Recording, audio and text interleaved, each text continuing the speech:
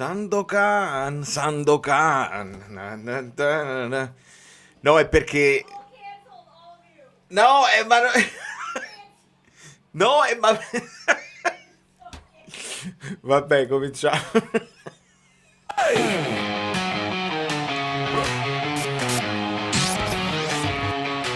Amici bellini, la strada è sincera, si lotta col cuore, non solo stasera. L'amicizia ci guida, la voce si sente, pazienza e supporto, la fiamma ardente. L'Eloiane, mediano speciale, bellissimo eroe, dal coraggio leale. Senza di lui non sappiamo star bene, è il nostro pilastro. Perdonate un po' qualche minuto di ritardo, ma ero anche tentato di finire di guardare Sanremo perché comunque, l'ho detto alla Conte, perché comunque io alla fine sono un musicista e mi interessa, mi sfizia guardare le cose musicali come stiamo andando in Italia. Però c'è anche chi magari di Sanremo non se ne frega niente e quindi è giusto dare soddisfazioni a tutti. Come voglio dare soddisfazione a Tore Falanga? C'era un'altra super chat preventiva che ringrazio RC, che ringrazio RC per la...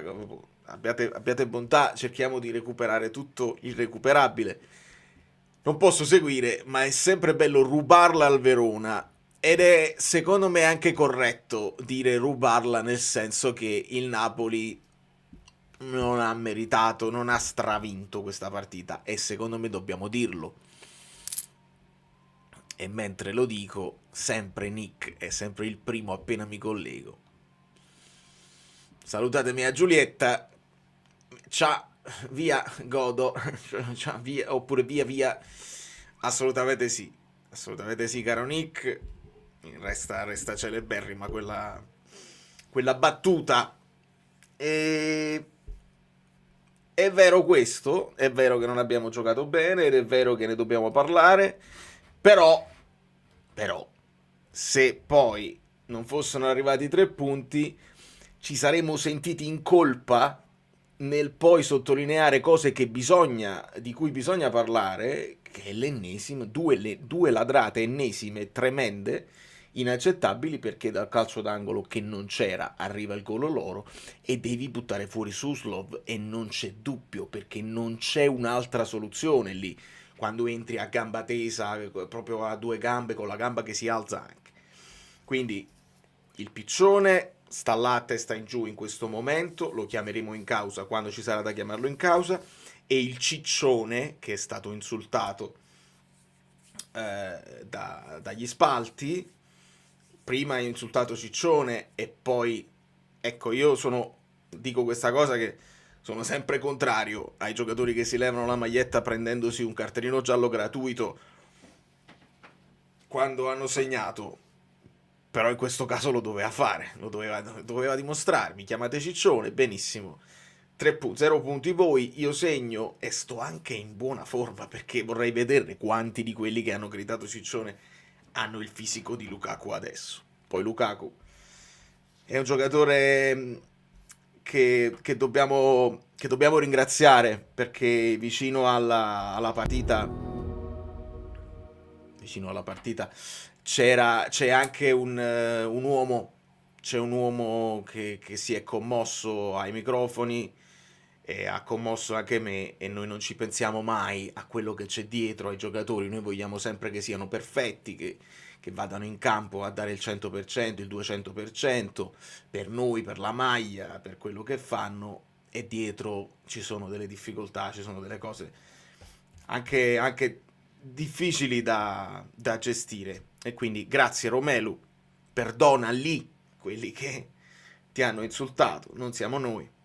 E grazie mille perché così, con la serenità dei 3 punti, possiamo parlare delle ennesime schifezze senza doverci appendere a quelle per non aver fatto il risultato in tutto questo. Quindi grazie a tutti. Esatto, la stava assolutamente falsando, non c'è dubbio. Oh, Romelo, perché sei tu Romelo? Serie B come Bodo Shaming, afuera subito, via. via, non ci rivediamo più, speriamo di non rivederci più, io non ne sentirò la mancanza del Verona in Serie A, onestamente. Grande uomo, grande calciatore carismatico, Romero grande uomo e buono come il pane, è vero, l'abbiamo sempre sottolineato, è anche un uomo di grande fair play, qualsiasi sia il risultato della sua squadra, a fine partita si ferma sempre con gli avversari, ha sempre una parola per tutti.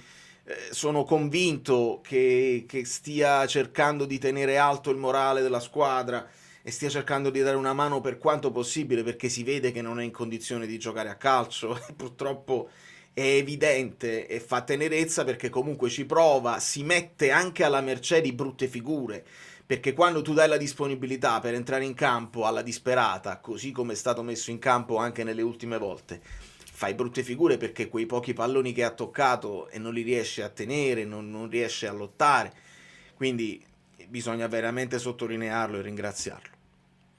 Allora, sarò onesto, oggi non mi sono piaciute le marcature dei tre difensori, troppo spazio dato a Sarr e Bowie, ottimo giocatore lo scozzese, marcature troppo larghe quando si poteva anticiparli più volte. Sì, Mue alla fine non quasi tutti male. A me insomma è piaciuto Højlund che si è battuto e ha lottato su tutti i palloni, però molti duelli l'ha anche persi. Mi è piaciuto Elmas, un po' meno Lobotka oggi, in generale tutti un po' sottotono, ritmo basso, e col ritmo basso può capitare una distrazione, può capitare una defiance, ed era capitata. Poi che la defiance arrivi da un calcio d'angolo che non doveva esistere, ce lo aggiungiamo al racconto della partita.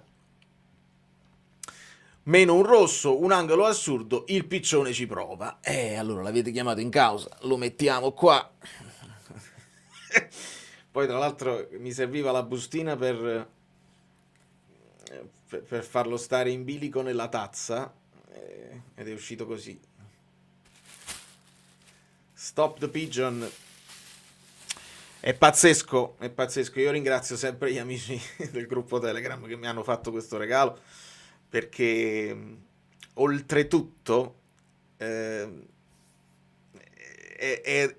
vedere le partite sapendo che poi la reaction scatenerà una serie di contro-reaction è la mia vita, e quindi io mi sto divertendo in una stagione molto complicata, quindi grazie a loro e grazie a tutti voi che seguite, che guardate i video e che mi supportate. 2-0, Çalhanoğlu rigore. Questo va bene per almeno uno dei miei fanta dove l'ho messo, nonostante, perché non ci credevo che non era recuperato, non lo mettevano in formazione, ma io ho detto fammelo mettere, perché fammelo mettere. Per il resto tengo avversari che hanno sia Højlund che Duvikas, è inutile fare. Rigore Inter incredibile, protezione del volto ha dato rigore, 2-0. I semini, ti è piaciuto i semini, caro Mario? Sì, stanno qua. I semini. Pochissima qualità, butta a passare. Assolutamente, Giovanni, veramente una brutta gara oggi. Ci teniamo stretto l'atteggiamento di alcuni, non di tutti, perché alcuni anche vorrei vedere dare di più. Però in generale, insomma, quello che quando segni al 95esimo, all'ultimo secondo disponibile, devi dare adito, devi dare atto ai ragazzi che non hanno mollato e che ci hanno provato fino all'ultima azione, questo sì. Per il resto no, nel senso che si doveva fare, visto anche l'avversario che è scarso, è oggettivamente scarso, e stanno andando meritatamente in Serie B. Loro hanno avuto anche delle occasioni e non ci hanno puniti perché gli manca tanta qualità, gli manca un giocatore anno, era Orban ed era squalificato, Giovane ce lo siamo presi noi, e meno male, perché da lui viene alla fine quel cross che Lukaku impatta, leggermente deviato. Però il Verona devi fare un sol boccone e li devi spedire a casa, cioè stavamo noi a casa, li devi rispedire a casa e ritornare tu a casa coi 3 punti senza dubbio. Dalle parole di Conte pensi più che sia sì, che sia in o out. Le ascolteremo le parole di Conte, credo che Fabio Versatile me le ha lasciate nei vocali, quindi ci inseriamo in questo discorso proprio perché parla poco e quindi quelle poche volte che parla bisogna ascoltarlo bene per avere delle sensazioni. Questo lo vedremo. Saremo io e te. Luca. Non capisco perché anche quando c'è la possibilità di costruire in attacco tornano sempre dietro. Un passaggio di Beukema con tanto spazio avanti e Politano libero che rischia di perdere l'esempio. Manuelitos, a volte si torna dietro per cercare il pressing degli avversari. Quando l'avversario ti pressa e non ti pressa bene si liberano poi gli spazi alle spalle. Il tornare indietro lo so che dà fastidio a chi vuole vedere la squadra all'arrembaggio in attacco, però alle volte è fatto di proposito perché si creano nuovi equilibri nelle marcature degli avversari. Alle volte funziona, alle volte no. Se lo fai bene, con piglio e con grande velocità, li scompagini e riesci a creare poi delle superiorità. Se invece lo fai lentamente, ovviamente a quel punto è meglio andare più diretti e sperare che loro facciano un errore. Quindi capisco la frustrazione, alle volte è anche un piano gara, però non sempre funziona. Il 3-4-2-1 non mi piace proprio, toglie gioco agli esterni, i quarti fanno gli attaccanti, gli esterni si accentrano. Oggi Spinazzola male, Politano non ne parliamo. Sono d'accordo, mettiamolo da una parte. Anche se entra nel gol di Højlund perché mette il cross di destro. Che viene deviato, a me sembrava una deviazione di un difensore loro. Su SofaScore lo avevano portato come assist di Vergara, non lo so se l'hanno aggiustato. Fammi vedere. Non continuano a portarlo assist di Vergara, non credo. Però sì, quello che è lo spunto tattico che mi dai, Anna, è che Spina male sì, però vedi che con Alisson Santos lui tende a stare più sulla linea e quindi Spinazzola si deve accentrare molto. Il che alle volte funziona. Oggi Spina non mi sembrava in gran forma e credo che un po' tutti erano acciaccati perché volendo o nolendo abbiamo saputo di Alisson che ha giocato con un problemino, abbiamo visto che Vergara si è toccato e quindi anche lui ha giocato non al 100%, anche Milinkovic-Savic non era al 100%, per questo ha giocato Meret, quindi continuiamo a stare in condizioni fisiche pietose in questo momento. Tatticamente secondo me l'intesa con Alisson, con Spinazzola ci si può lavorare, perché a me Spinazzola piace quando parte palla al piede dall'esterno e poi si accentra. Se parte già con le sovrapposizioni interne non sempre si sono capiti e c'è stata molta sinergia. Servirebbe più uno, però l'ha fatto anche altre volte Conte, cioè Vergara più vicino che diventa quasi una seconda punta e poi l'esterno si deve allargare per essere in 1 contro 1. Un paio di volte nel primo tempo lo ha fatto anche bene, poi un po' fumoso nel finale anche Santos. Sul gol, a parte il fallo, non c'era fuorigioco attivo. Amico, me lo stanno dicendo tutti, Ceroz, e non l'ho notato dal vivo, onestamente. Non ho visto replay e quindi questa è una delle cose che recupereremo nell'analisi tattica, che vedremo in tanti. Spostiamo a chi che staranno fastidi. Quindi ci aggiungiamo un'altra cosa di cui nessuno parlerà e che vedremo solamente noi. Come strana questa... Vabbè, quello è il sole che entra, va bene. Allora, è stato fischiato un fallo a Vergara con ammonizione di Hackpack Pro e Vergara non è nemmeno caduto.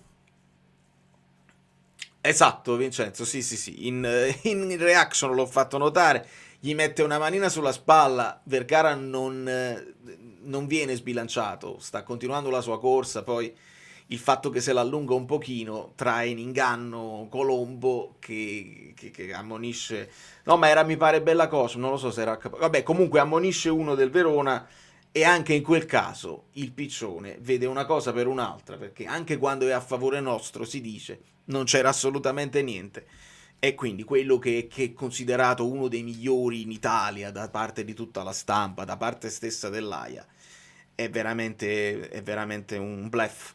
È un bluff, non è bravo, c'avrà gli atteggiamenti che piacciono ai vertici arbitrali, ma non è bravo, fa molti errori, ne fa tanti e guarda caso è proprio lui che dà il nome al meme e a tutti quelli che piccioneggiano. La Colombia, tutte queste, la Colombia Pasquale. Speriamo che non sia nulla di grave per Lobo. Angela, che mi dici? Perché Lobo è uscito con un problema? Non lo so nemmeno. Non lo so nemmeno. Pensavo fosse una sostituzione normale per far entrare Gilmour. Mi informerò. Anche tu hai la sensazione che, passato in vantaggio, la squadra non spinge consciamente anche per non rischiare infortuni, perché sicuro non è indicazione di Conte per quanto gli urla addosso. Secondo me l'hai pittata la situazione, Vanetti, perché è chiaro, si vedeva, anche oggi si vedeva che Conte li spingeva in avanti e lo aveva anche detto in conferenza che non siamo bravi a gestire, quindi dobbiamo andarla a chiudere. In varie partite dell'ultimo ciclo, dell'ultimo periodo, l'abbiamo visto cercare di fare uno sforzo iniziale sperando di farne almeno un paio e poi gestire. Evidentemente non sentono di non farcela e quindi è una cosa naturale, lo abbiamo visto anche con McTominay, poi lui va oltre, però per varie partite li abbiamo visti gestirsi sia lui che Lobotka ed è una cosa secondo me inconscia, naturale, che ti viene. Sai anche che hai alle spalle in panchina, non hai tanta gente, se tu molli è finita e quindi non è solamente una cosa egoistica da parte dei calciatori, è anche una situazione di se adesso faccio quella corsa in più e vengo meno come Rachmani e chi gioca, la stagione non la finiamo. Quindi è comunque, la vedo comunque come una cosa encomiabile, anche il volersi gestire in un certo modo. Purtroppo se abbassi il ritmo lo sappiamo, non siamo una squadra che nasconde il pallone e non la prendono più. A un certo punto la prendono e quindi nessun infortunio per Lobo. Grazie Daniele perché mi stavo cominciando a preoccupare. Meno 8 nella classifica Guido, grazie Francesco, ci stavo pensando proprio oggi. Oggi era una di quelle partite dove dovevamo recuperare punti rispetto ai punti fatti all'andata e c'erano due cose che mi preoccupavano. Fare un +0 oggi con un altro pareggio sarebbe stato devastante e poi quella statistica che abbiamo perso contro l'Atalanta, e cioè che su 15 volte che il Napoli va in vantaggio non perde la partita, non la pareggia, la vince sempre. Con l'Atalanta abbiamo infranto quella statistica perché siamo andati in vantaggio e abbiamo perso e adesso siamo andati in vantaggio e ci stavano recuperando e non era accettabile, quindi anche qua riprendiamo a viaggiare su quelle nostre caratteristiche che insomma se segniamo il primo gol almeno dovremmo essere in grado di portarla a casa. E ringrazio Enzo Carbon che mi dice: allora a 10 secondi dalla fine il messaggio per la live era pronto e recitava. Perché poi sono tanti, penso che siano stati tanti i messaggi. Io fino alla fine non ci speravo più onestamente, però a un quarto d'ora dalla fine l'ho mandato il messaggio a me stesso e a voi che avete visto la reaction e dite deve fare Lukaku, deve farlo per forza. Non vorrei che la NASA stesse per emettere un comunicato. Non ti ho capito, Enzo. Il messaggio dice la NASA stesse per emettere... No, spiegamelo, non ho capito. Non l'ho capito. Nel frattempo recupero Ross. Spiegamelo, non ho capito niente. Allora, Conte mi sembra sia mentalizzato a restare. Nonostante lo abbia anche io criticato sulla gestione della rosa, spero rimanga. Elmas meritava il gol. E allora a questo punto le piccionate varie frenano un po'. Ma come è chiaro, come fai a non metterle in considerazione? È normale, tu fai le cose, magari non stai in forma, però passi in vantaggio, stai provando a fare dell'altro e poi a un certo punto, quando loro non sembravano nemmeno perché sono spuntati, gli dai le possibilità, gliele imbocchi così come i semini, imbocchi le semini, è normale che ti frenano, è normale. Quindi volevo andare a recuperare le parole di Conte che secondo me ha senso parlarne. Nessuna preoccupazione, ha inserito Gilmour per avere più verticalità, Elmas non l'ha tolto perché ha più gol e assist nelle gambe. Elmas ci è andato vicino in 2 occasioni. Il tiro dalla distanza nel primo tempo, bellissimo, la buona parata di Montipò. Nel secondo tempo gli viene un po' centrale, però scambio nello stretto, l'avevamo costruita bene. Elmas oggi mi è piaciuto molto, l'ho guardato con attenzione proprio per capire, perché sapete da centrale di centrocampo a me piace quando ha un po' di possibilità di andare, però l'ho guardato con attenzione, è stato ordinatissimo, ha fatto fasi, la doppia fase, ha gestito bene i palloni ha provato anche ad andare al tiro. L'Inter sta vincendo un'altra partita 2-0 e lo sappiamo. È commovente comunque l'abnegazione e lo spirito di appartenenza di questi ragazzi non belli, maciullati, malmenati, ma mi riempiono d'orgoglio. Grandi uomini, poi la partita è stata a me, ma va bene. Esatto così, assolutamente. È vero, Elmas non segna, però mi sta dando tutta una serie di cose che un altro che non segna non mi sta dando, onestamente. Quindi fate conto che Elmas in questo momento, per esempio, ha segnato lo Botka, che è un altro evento raro. Però Elmas lo abbassi anche lui a fare il mediano, è normale che sono di meno i gol. Quanti gol ti puoi aspettare da Deron, per esempio? Quanti gol ti aspetti da Koné? Se è McTominay che fa quel ruolo là, in qualche modo per lo suo strapotere fisico e tattico ci arriva anche. A Elmas in questo momento gli stanno chiedendo tutt'altro e io ringrazio che lo stia facendo in maniera egregia. È chiaro, il gol deve arrivare, se lo meriterebbe. Se arrivasse un rigore, occhio, perché pare che insomma avesse lui il pallone al rigore che ci hanno tolto su Højlund, quindi potrebbe almeno prendersi il pallone sul dischetto, perché in Coppa Italia ci ha fatto vedere che li tira molto bene, con grande freddezza. Matteo Polignano, 46 presenze in 46 partite. Questo è un fatto e non si può. E ricordiamoci che è in prestito, corretto, lì c'è un riscatto da far valere e secondo me il Napoli farebbe bene a farlo, perché poi il resto della squadra è molto vecchia e Elmas invece è nel pieno della maturità, può dare ancora molto. Ci spostiamo, andiamo ad ascoltare le parole di Conte in modo tale che poi posso prendere anche i vocali. Ci spostiamo da questa parte, immagino che qualcuno si stia guardando Sanremo, siete pochini rispetto al solito, o state guardando l'Inter o state guardando Sanremo, però non è che potevo andare live a mezzanotte. Quando finisce Sanremo poi parliamo pure di Sanremo. Allora, il sole che crea queste cose. Ascoltiamo un attimo il Fabio Versatile, ovvero Conte. Tutta la gioia del Napoli per il gol e il ritorno, il gol di Romelu Lukaku, partita che è anche descritta, incorniciata da queste statistiche, da questi dati, ma torniamo subito a Verona perché con Federica Zilli c'è Antonio Conte. Buonasera mister. Sì, buonasera a tutti. Mister, io vorrei partire dalle parole che ci ha detto poco fa Lukaku. Ha detto testualmente: io prima di venire a Napoli ero morto. E è mancato tantissimo Lukaku al Napoli, però è mancato tantissimo anche il campo a questo giocatore, era veramente molto emozionato. Ci può raccontare anche com'è stata gestire una stagione con tutti questi giocatori che hanno sofferto tantissimo il suo legame con Lukaku, anche cosa ha visto lui a livello umano, non solo i giocatori che conosciamo tutti? Guarda, al di là di come possa finire questa stagione, sicuramente questa è una stagione che me la porterò dentro a livello proprio di esperienza di carriera, perché l'esperienza, cioè, questa stagione mi sta dando veramente tanto a livello di insegnamento, di gestire situazioni che non mi erano comunque mai capitate, perché non c'è solo il discorso di gestire il dentro il campo, ma c'è anche il discorso di gestire l'aspetto umano, l'aspetto di avere pazienza e trovare la parola giusta, di usare a volte il bastone, a volte la carota. Sicuramente quest'annata è un'annata che a me mi sta proprio migliorando sotto tantissimi aspetti, perché ripeto, gestire tutte queste situazioni che sono capitate quest'anno non è una cosa semplice e sicuramente il futuro mi sento comunque un allenatore molto più forte, perché comunque rimaniamo in piedi e cerchiamo sempre di trovare la giusta situazione, come ho detto, non solo calcistica ma anche dal punto di vista umano, cercare di trovare la parola giusta con questi ragazzi che hanno avuto È una stagione di crescita anche per lui, sono già importanti queste parole.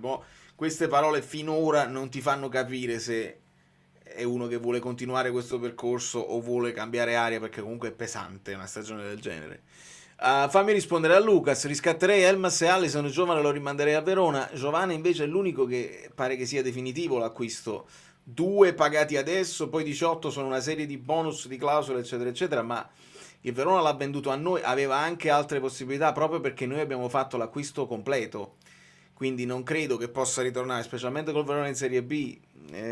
Credo che Giovane l'abbiamo preso, poi se lo rimettiamo sul mercato questo è un altro paio di maniche, però tra i 3 è l'unico che dovrebbe tornare, dovrebbe restare. Comunque Romelu è da agosto che sta facendo comunque fatica, perché capite benissimo che l'infortunio che ho avuto è un infortunio grave, si parla della rottura del tendine. So benissimo quanto lui soffra perché vorrebbe aiutare il Napoli, vorrebbe aiutare me. per il rapporto che abbiamo. Io sto cercando di gestirlo nel migliore dei modi, nell'ultimo periodo sta mostrando miglioramenti, ancora non è Romelu che io conosco, però Romelu adesso è un giocatore che comunque nella difficoltà ci può dare una grossa mano con la sua esperienza. Sono contento perché questo gol gli deve dare morale, fiducia, e deve continuare a lavorare e tornare a condizione, anche perché ai mondiali pure quest'estate io ci darei particolarmente che sia lui che De Bruyne potessero giocarli. Bello, bello sto messaggio. Guardare anche oltre il proprio orticello e dice: guarda, io ti voglio rimettere in forma anche per il mondiale che devi andare a fare, sia lui che De Bruyne. È bellissimo sto messaggio, non è scontato.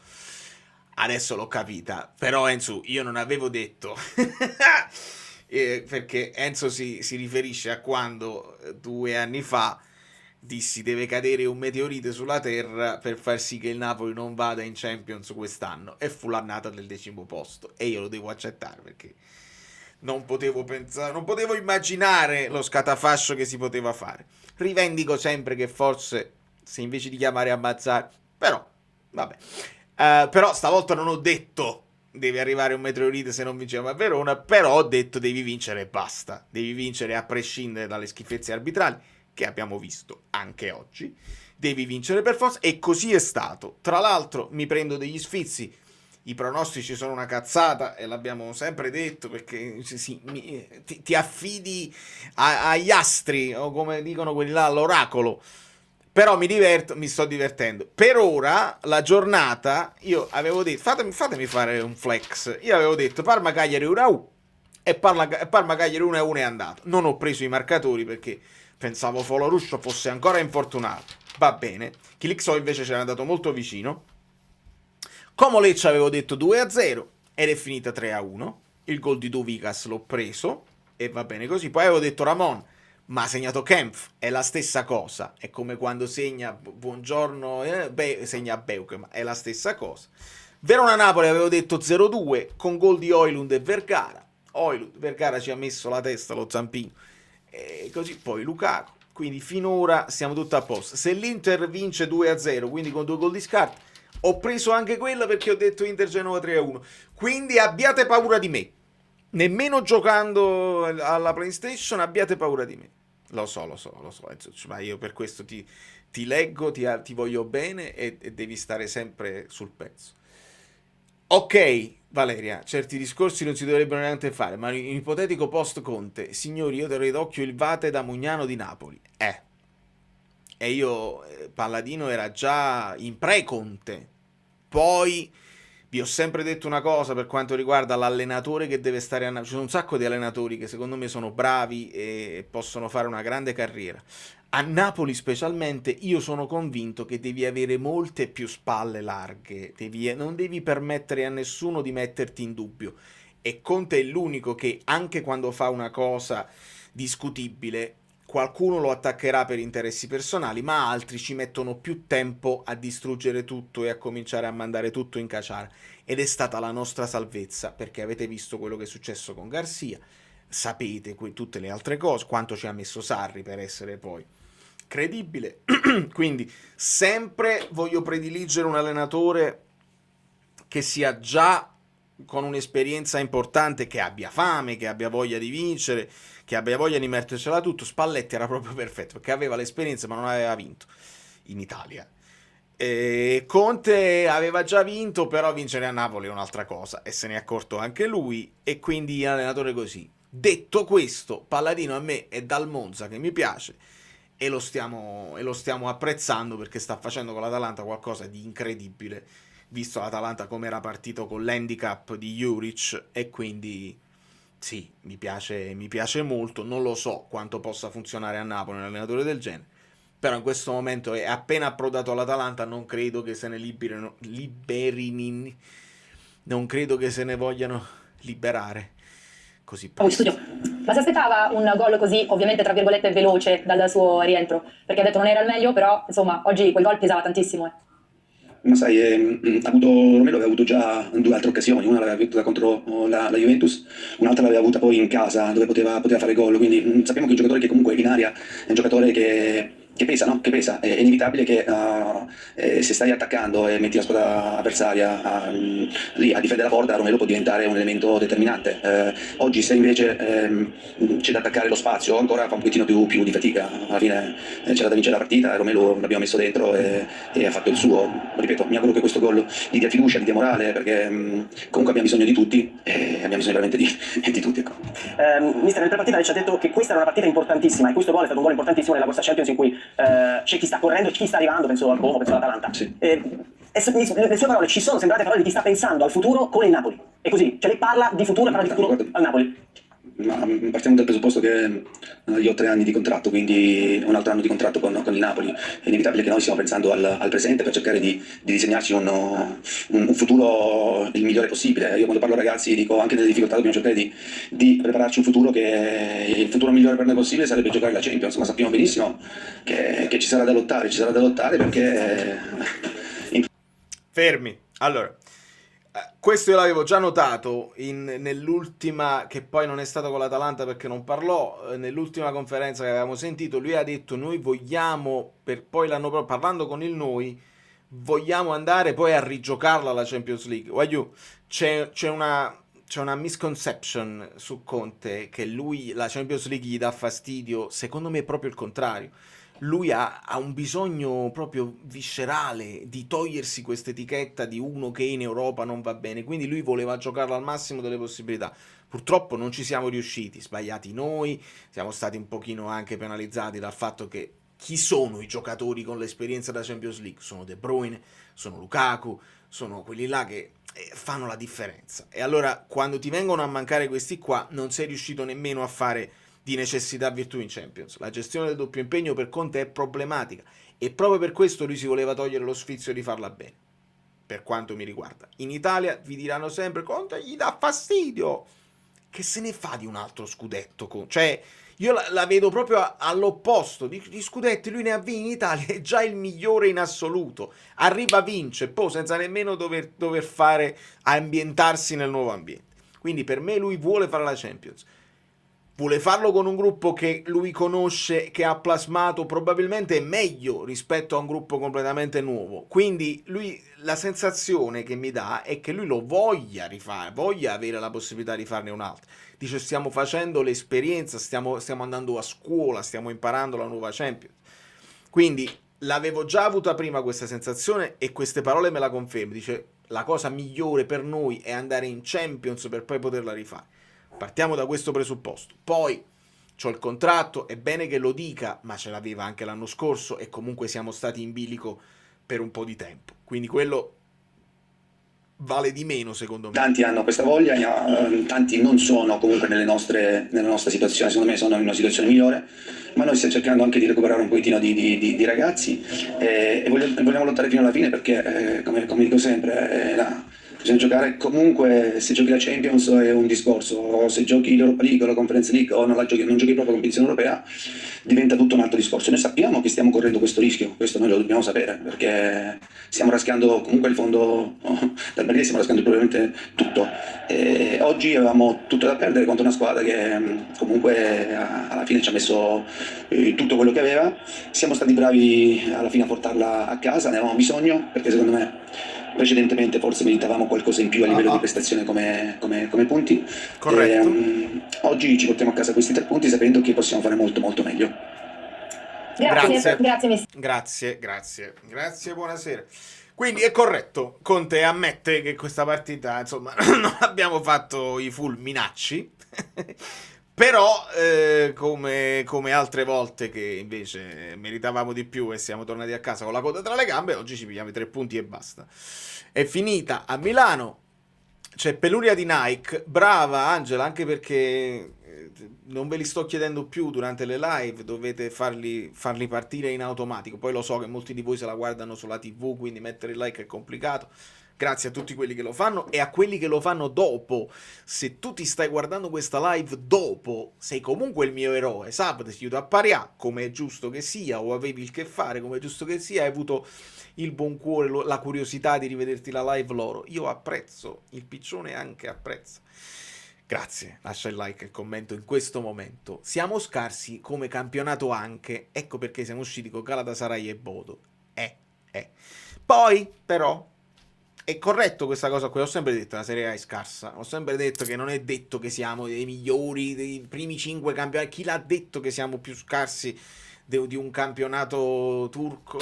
Non lo so, però, per come sono uscite le due squadre, e per quelle che sono andate ai playoff, cioè Atalanta, Inter e Juventus, modi di uscire veramente molto diversi, perché l'Inter è uscita, ma proprio è uscita, proprio ha aperto la porta e è uscita, perché sembra che non abbia... ha lottato, ma ha sbagliato completamente la prima partita, e nella seconda non è sembrata avere quel furore di volersi rimanere attaccata. La Juventus è uscita, ma quel furore l'ha dimostrato, anche con un uomo in meno, ha dimostrato a tutti i costi di volerlo fare, e quindi c'è modo e modo di uscire. L'Atalanta invece ha ribaltato una partita che sembrava disperata, visto il blasone dell'avversario, quindi è corretto secondo me fare una riflessione sul nostro campionato, che probabilmente è poco allenante, perché alcune squadre vanno su... alcune squadre, l'Inter va liscia sul tappeto del campionato senza problemi, e quindi è giusto fare una riflessione generale, poi andare nel particolare, perché non tutte sono uscite nello stesso modo, e secondo me va assolutamente detto. E c'era, se non sbaglio, un altro messaggio. Aspetta. Alessio, come al solito, sempre... Madonna, che generosità. L'ha presa Luca Di Fiore. Luca Di Fiore ringrazia Alessio, tutti ringraziassero Alessio che c'ha questa cosa di dare, di donare, di essere generosi, che solo qua succede. E quindi a tutti quelli che sono abbonati al canale e che hanno voglia di entrare nel gruppo Telegram, vi ricordo sempre, contronarrazione, vi ricordo sempre, non lo so di cosa state parlando, vi ricordo sempre di iscrivermi poi in privato e vi aggiungo al gruppo Telegram, che sta diventando così denso di cose. Abbiamo parlato di Sanremo per 4 giorni, non ce la faccio più. Però in positivo, nel senso che si muore tutto il giorno. Allora andiamo indietro a recuperare poi i vocali dal gruppo Telegram, tornando indietro, quanti ne sono, vediamo un pochino. Non vorrei tornare poi all'altra partita, ma immagino tutto questo sia... sì, si parla di Lukaku, quindi è tutta roba di oggi. Ok, si parte da qua, da Massi. Ciao Ale, ciao amici. Audio molto più morbido di come volevo farlo qualche minuto fa. Immagino. Sono contento più che per la vittoria, che per il fatto che questa tifoseria di merda andrà in delle leghe minori. Forse anche la B è troppo per questo schifo di tifosi. Io però, tornando al Napoli, non ho ben capito perché ha messo Mazzocchi a sinistra e Gutierrez a destra. Per il resto, tecnicamente, tatticamente, non ho molto da recriminare. A Conte, io penso che la squadra sia in delle condizioni pessime. Io non voglio più vedere Politano l'anno prossimo, spero lo abbiano capito anche le persone, diciamo, che si occupano di... cioè spero Conte lo abbia capito. Se vuole restare a farsi l'ultimo anno, spero che non resti Politano. Non voglio, anche senza il gol non sarei stato critico con Lukaku, anche perché la stagione abbiamo visto qual è. Forse un altro anno un Lukaku è entrato prima in panchina, ha fatto una merda del Mas, li sgrida tutti, li tiene tutti sul pezzo. Per me Lukaku, secondo me, anche un altro anno, anche da panchinaro, per me va tenuto. Prendiamoci sta Champions, teniamoci Hollywood e riproviamoci, perché si può fare. Sì, sono d'accordissimo. Anche io non ho capito, cioè non è che non ho capito, lo capisco, nel senso che li vuoi tenere a piede invertito perché pensi che probabilmente sui cross, sulla qualità dei cross puri, cioè quelli che vai sul fondo e metti il cross a riuscire, quindi non a rientrare, a uscire, evidentemente non siamo bravi. Invece è un'arma che utilizza per esempio l'Inter, bless you, è un'arma che utilizza l'Inter, però Di Marco è un'arma così, lo Dumfries quando tornerà, Luis Enrique sta migliorando in quella zona. Evidentemente, me lo spiego solamente così, dice facciamo delle prove in allenamento e non siamo bravi, non abbiamo quella grande capacità di mettere il pallone sulla testa dei giocatori, e allora forse a rientrare il pallone che va verso la porta già, puoi pensare che è una spizzata, una deviazione di un difensore, alle volte puoi crossare e puoi anche tirare. Ecco, me lo spiego solo così. Quando un Gutierrez rientra sul mancino, può disegnare la palombella alla Politano, o può anche tirare come è successo. Allora evidentemente per cercare gol da qualsiasi parte si pensa che con gli esterni a piedi invertito hai più possibilità. Partiamo sempre dal presupposto che se fai una scelta è perché pensi di averne un vantaggio. Non penso che si faccia una scelta autolesionista. Mazzocchi a piede invertito per me non ha la qualità per fare poi quel lavoro. Gutierrez ci sta lavorando, sta migliorando sotto questo punto di vista, però a quanto pare, e lo fai con Spinazzola, addirittura adatti Gutierrez là, e lo stesso Mazzocchi oggi, l'abbiamo visto con l'Atalanta, coi piedi normali, è piaciuto, forse è piaciuto poco, e quindi lui sta insistendo con questa scelta di anche io non farei così. Però evidentemente c'è qualcosa in allenamento che così, a parte un'auspicabile sconfitta del Milan, non saprei cosa sperare. 2-2, nemmeno 2-2, anche 0-0, perché 0-0 ti dà quella sensazione di siamo statici, siamo stitici in attacco, siamo sterili, non siamo bravi, quindi 0-0 è meglio ancora. Se poi segnano, dobbiamo concentrarci a dirgli le difese prendono acqua, nonostante Bremer, nonostante la difesa di Gasperini. Quindi devi sempre sperare in un pareggio quando poi rischi che si avvicinano. Abbiamo fatto 3 punti, le altre squadre ne devono fare 1 o 0. Quindi sempre meglio il pareggio se non sai cosa sperare. Per il resto è chiaro, chi vince vince. Se vince la Roma, la Juventus è in grosse difficoltà. Se vince la Juve restiamo tutte intruppate ed è peggio. Quindi nell'ordine di preferenza mia, pareggio, Roma e poi Juventus, perché lo so che voi volete che la Roma se ne scenda, però a Juventus che non mi fa stare tranquillo. Ciao Valerio, buonasera amici bellini. Buonasera. È ritornato Mazzarri, ho rivisto Mazzarri, l'era Mazzarri stasera, è ritornato Walter Mazzarri. Una vittoria che non meritiamo per niente, meritiamo mischiate. Calma. Adrenalina e tanta partita di merda del Napoli. Prendete per favore Beukema e appendetelo vicino al come si chiama, sotto il balcone di Romeo e Giulietta. Lo lasciate là perché stasera mi ha fatto intossicare il fegato lui. Non ci è piaciuto bene. Non è, me la sto prendendo con ragazze, nel senso volevo giusto dire mezza cosa su chi ho visto un pochino male. Sempre questi giochi dietro. Meret mi ha fatto quasi venire qualcosa su quell'uscita al 90esimo, però alla fine faccia vostra. Sono d'accordissimo e non c'è da aggiungere altro. Sì, un po' di quell'uscita e anche un rinvio che fa col destro che poi finisce preda di uno dei loro centrocampisti. Non il massimo. Secondo me, e qua la dico come la dico, però prendetela con le pinze. Quando poi c'è Meret e non c'è Savic, che ha dimostrato di essere un pochino più spigliato coi piedi o con un lancione o anche con la gestione, secondo me perdono quel microsecondo a dire gliela do dietro, la gioco in avanti, evito il retropassaggio. Secondo me questo retropensiero ci può stare, non lo so, è una mia sensazione, potrebbe anche non essere vero, però secondo me c'è. Buonasera Valerio, buonasera amici bellini. Che cosa dire? Meno male che Lukaku ci ha tolto le castagne dal fuoco all'ultimo secondo, ma veramente abbiamo giocato proprio male, ragazzi. Veramente non si può giocare così contro l'ultima in classifica. Vero che il gol del Verona è viziato dal fatto che c'era fallo su Buongiorno, però ragazzi veramente incredibile, non possiamo giocare così, veramente. E siamo d'accordo Mariano, niente da aggiungere, niente da dire, perché non è una partita che ci portiamo dietro come che bella gara che abbiamo giocato. No, decisamente no. Mancandoci sia Scott che Zambone, Conte ha scelto di mettere gli esterni a piede invertito perché ci mancano gli inserimenti di Scott e Zambo per i cross a piedi giusti. È corretto quello che dici Franco, perché quelli che vengono da dietro con la traiettoria a uscire possono impattare meglio.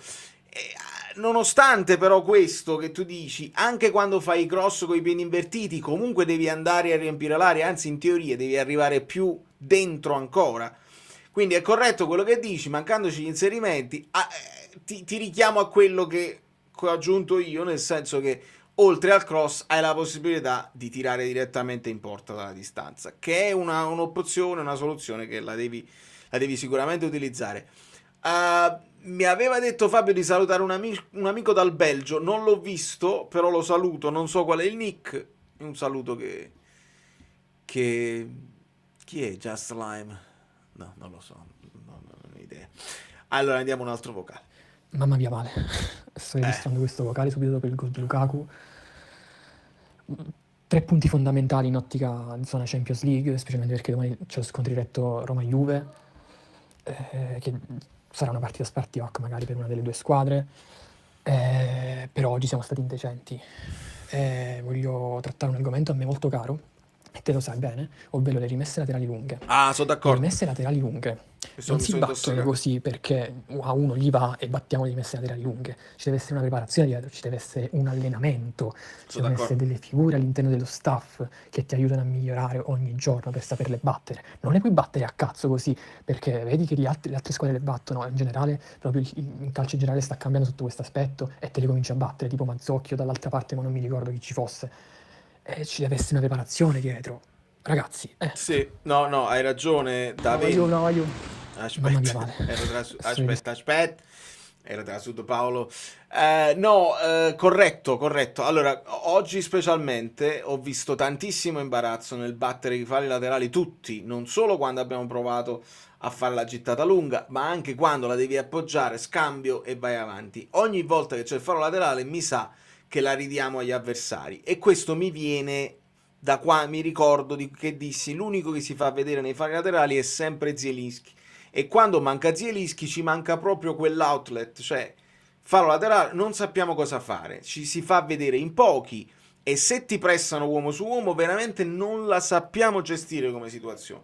Poi il fallo laterale lungo che può diventare uno schema ci si deve preparare, hai ragione da vendere perché sembra che non ci sono degli schemi preparati su queste cose qua, evidentemente tra tutte le cose che si possono fare questa è un altro di quei fondamentali perché poi la devi avere la gittata lunga, la devi provare. Sembra che Mazzocchi ne abbia, però fa una palambella che poi 50 e 50 il duello aereo e quindi molto spesso non si risolve con niente. Però ci devi lavorare, devi scompaginare, devi mandare in tilt le marcature. È una di quelle cose che con un po' di tempo a disposizione che adesso dovremmo avere si deve sicuramente migliorare. Fallo laterale male. Ridammi il neuro. Vabbè, che sono fatte Zielinski. No, lo sapevo, ti stavo per chiamare in causa su Zielinski. Va bene tutto, ma farmi gli auguri per la nuova nata.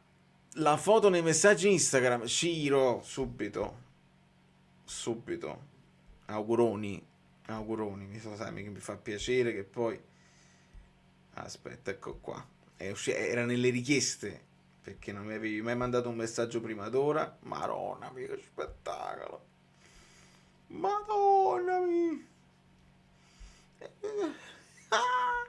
Come si chiama? Quanto sei bello. Ma tu devi andare. Vai. Babi. Gara show. Non la faccio vedere in pubblico perché si deve rispettare la privacy. Look at this. Who's there? È Ciro's daughter. Who is there? Vado in difficoltà, andiamo nella sensibilità. It's me. Yes. Grazie per avere condiviso. So cute. So cute. Auguri a tutti, fate tutti gli auguri a Ciro, perché poi noi il calcio, eccetera, ma queste sono le cose veramente importanti. Bella ketchup, maionese è un buon difensore, sì. Poi vedi che lo sforzo, che cosa significa poi marcare Højlund a tutto campo per tutta la partita, sforzo così, e si è sentito tirare anche lui. Sicuramente avrà fatto la preparazione con Conte, con Rongoni, eccetera, e anche lui si è tirato. Non male, in marcatura sicuramente si vedeva anche nei voti che aveva avuto finora che è un difensore che sembra affidabile. Poi però ovviamente nelle grandi squadre la marcatura solamente non basta, devi essere bravo a impostare, devi tenere sempre l'attenzione al 100% e basta che perdi un duello e l'attaccante se ne va e buonanotte. Quindi sì, però no. Posso fare una confessione in live? Non prendermi per malinconico. Assolutamente sì. Una nuova Napoli è femminuccia, è bellissima, è bellissima. Partita superficiale, Lukaku esempio per tutti. Grazie Mattia, fa piacere poter dare un po' di soddisfazione a Romelu. Si è visto nelle sue parole, nell'esultanza che stava in grande sofferenza e noi pensiamo che sia solo una sofferenza personale del non poter giocare, nell'essere infortunato, nel voler dare una mano e non poterlo fare, c'è del pregresso, le parole che ha detto sul padre, sulla perdita del padre, gli si è spezzata la voce. Non tutti, perché sono ragazzi giovani, quindi nella naturalità della natura, no? Della vita dell'uomo, a quell'età non tutti perdono i genitori, e quindi è una cosa a cui non siamo abituati nemmeno di sentire, perché la maggior parte di loro fanno la loro carriera, i genitori stanno bene, e quando poi in maniera sempre naturale, no? Con la vecchiaia così, vuol dire che loro avranno i loro 60 e passa per perdere i genitori, e invece Lukaku l'ha sentita questa cosa e noi non l'abbiamo considerata minimamente come un fattore che questo ci aggiunge l'infortunio, e il fatto che lui dica io prima del Napoli ero morto, non avevo più, e adesso vado avanti per i miei figli, non è poco, ha dimostrato una grande sensibilità e adesso tocca a noi restituirgliela con tanto affetto sui social, e è bene che lo facciamo tutti, veramente veramente bene. Tutti che fanno gli auguri a Ciro. Vorrei aprire una riflessione su Beukema, che in difesa sta lavorando abbastanza bene, invece in fase di impostazione vedo una certa paura nel passare alla linea di centrocampo e creare la giocata. Cero, sì, anche se vai a vedere poi i numeri di Beukema, io l'avevo studiato proprio per la futura coppia, quando giocavamo a 4, la futura coppia doveva essere Buongiorno Beukema, perché Beukema aveva grandi numeri di impostazione, numeri simili a Rachmani, e quindi ci stava come idea che Beukema dovesse essere il nuovo Rachmani in futuro, e poi Buongiorno essere il marcatore, che poi se la doveva dividere con Marianucci, Marianucci più marcatore che impostazione. Queste caratteristiche le stiamo vedendo un pochino di meno quest'anno. Mettiamoci che insomma non è un'annata ideale per far uscire tutti i propri pregi, è un'annata dove bisogna più lottare che essere qualitativi in questo momento. Però sì, è un fondamentale dove, parlavamo di Bella-Kotchap, va benissimo, però poi devi avere quel di più, e quel di più che si chiede a Beukema e che aspettiamo di vedere, comunque è stato pagato non poco. Le parole di Conte sono di uno che vuole restare. Oggi è uno di quelli che è salito più spesso, anticipando non so di cosa state parlando.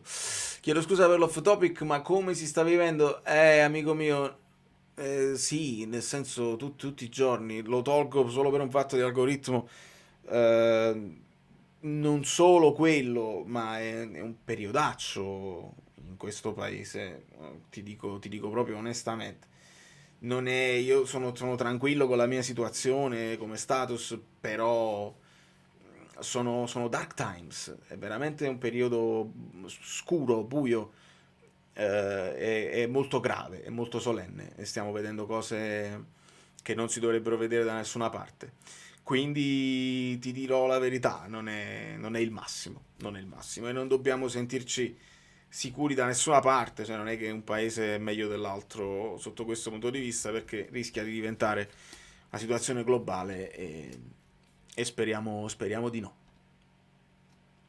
Avete visto il riassunto della partita su DAZN? Si apre con un grande sbadiglio. Molto bene. Comunque ripeto e sottoscrivo, io a fine stagione non ci arrivo. Mi si è di nuovo annebbiata la vista e non ho capito più niente. Vabbè.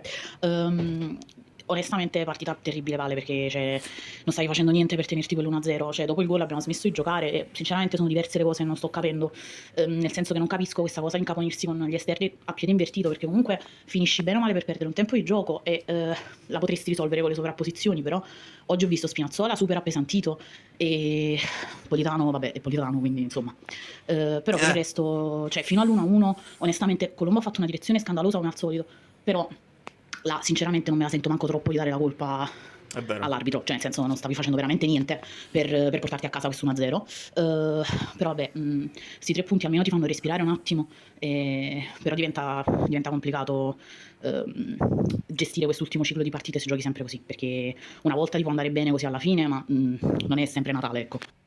Correttissimo, per fortuna abbiamo vinto, così dell'arbitro ne possiamo parlare, perché sarei stato in grandissima difficoltà, perché oggi tante colpe nostre, e quindi poi parlare dell'arbitro sarebbe stato un piangere, che è corretto, e sarà corretto, visto che abbiamo vinto, ne possiamo parlare, però non l'avremmo quasi menzionata quella cosa.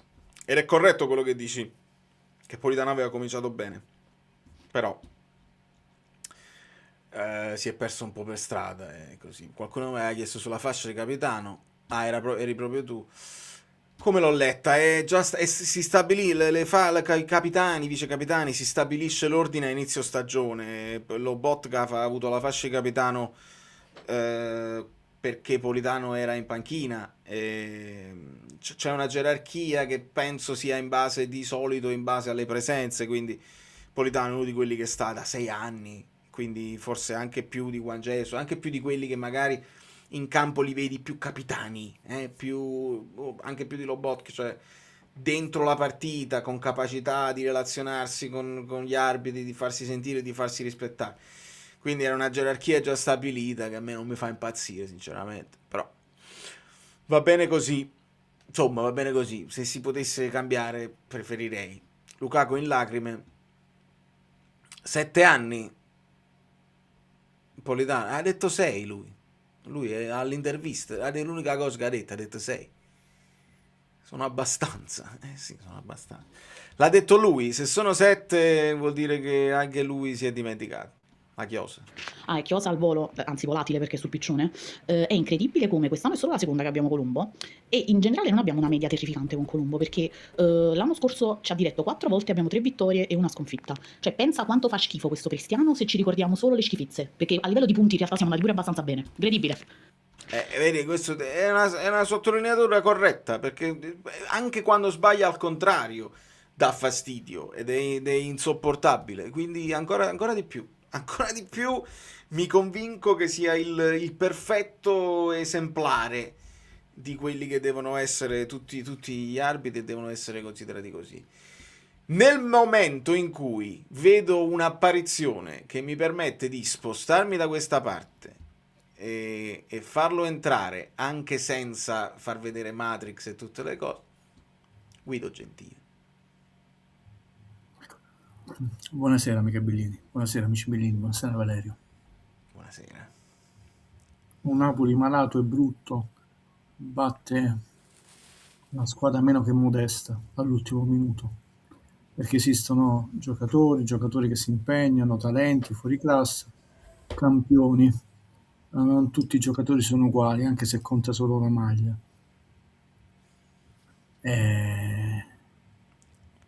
E Lukaku forse non è un fuoriclasse, cioè, però è un giocatore che non voglio manco dire, qualcuno lo critica la mentalità vincente, ma sicuramente è una mentalità che è un'attitudine vincente. Ovviamente, ma è una partita che merita profonde riflessioni perché bisogna alzare parecchio la qualità. È giusto che la squadra, prima ancora che i tifosi, capiscono che da qui a fine campionato gli arbitraggi saranno tutti così, anche se diventa difficile, soprattutto quando poi il livello degli avversari sale, non può essere né un alibi né una forma di paura. Questa partita merita una profonda riflessione, ti tieni il risultato. Non penso che guadagneremo punti su nessuno, tranne ovviamente lo scontro diretto tra Roma e Juve, ma si devono cambiare tante cose. Io ho l'impressione che qualcuno lo stia facendo, lo sappia bene, a partire da Conte, e qualcun altro quantomeno non dia questa impressione. Bisogna alzare parecchio il livello, parecchio la concentrazione, parecchio lo spirito di sacrificio, perché è vero che oggi ci sono 3 errori enormi dell'arbitro, ma questi non cancellano che comunque tu sul calcio d'angolo sei stato disattento. Quel calcio d'angolo non c'è, sì, ma non è l'azione successiva dove hai preso gol. Oggi ci prendiamo la vittoria, non come risulta tristi, ma con queste prestazioni è troppo rischioso arrivare fino alla fine del campionato, si rischia di perdere tanti punti. Guido, una domanda proprio sul calcio d'angolo. L'ho notato spesso, però non mi sono mai spiegato il perché. Perché delle volte l'arbitro decide di andare ferma tu, dice no, non battete ancora, e va da un difensore a dire stai attento che fai rigore, oppure va da in questo caso lo ha fatto con Beu, come ha detto stai attento che ti chiamo rigore, oppure alle volte vanno dagli attaccanti, se fai fallo poi dopo se segnano lo devo annullare così. Cosa fa scattare? Cioè tu devi solamente arbitrare, cioè se succede una cosa non l'affrontiamo proprio. no, voglio capire al di là di Colombo, cioè perché alle volte fanno così e alle volte la riflessione fu su un amico Io Bellino credo che sia soprattutto una questione di personalità dell'arbitro. allora vuole fare il fenomeno, Se vuoi fare la risposta, perché a volte delle cose capitano quando addirittura non c'è neanche quell'agitazione, chiamiamolo così, no? Quegli spintori come spintori, perché a volte c'è, allora l'arbitro vuole ribadire la sua autorità. Tra l'altro, vabbè, liquidiamole in pochi secondi, veramente, perché tanto secondo me da qui alla fine del campionato saranno tutti così, quindi facciamoci una ragione. L'arbitro dovrebbe arbitrare, non comandare, non creare. Si sta anche perdendo il senso col fatto che tutta la mia categoria ormai è diventata peggio dei peggiori tifosi, così ci rendiamo sempre più antipatici qui. Ma l'arbitro dovrebbe arbitrare. Io ho sentito un editoriale dove, tranne un paio di frasi, condivido ogni parola del professor Trombetti, ed è anche molto triste, tra l'altro una persona di cultura, di buonsenso, che non è mai stato coinvolto in quelle trasmissioni dove alzi la voce, eccetera. È triste vedere una partita dove tu sai che il risultato non è determinato dal gioco, da una giocata, anche dalla tua squadra che pur essendo più forte ha sottovalutato l'avversario, non si è impegnata tanto. E l'ha argomentato bene, io non voglio appropriarmi delle sue parole. Ecco, l'arbitro arbitra, c'è un regolamento, non è né un giudice etico-morale, quindi tutta la questione di bastoni. C'è un regolamento, tu dici c'è questo fallo, io fischio questo fallo. Punto.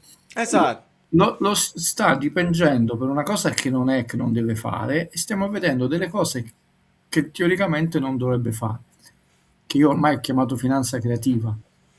È così, mi sono ricordato che mi ha detto il termine, Eratore Falanga in un vocale privato, mi disse perché lo chiamano il direttore, lui non deve dirigere la gara, non è un il regista. direttore no, cioè tu devi solamente guardare, se una cosa non va intervieni, e invece la gestione, Allora c'è una regola, io ho una frase che uso sempre con mio fratello, però non la voglio dire perché non voglio mettere in mezzo un genio, e poi certe cose è giusto che rimangono in famiglia, che però ci sta bene. Ecco, parafrasandola, tutto ciò che non vediamo a questo punto sappiamo che è successo. Non è la frase che dico a mio fratello, perché come emittente televisiva dovresti essere imparziale, no? Quantomeno nelle riprese.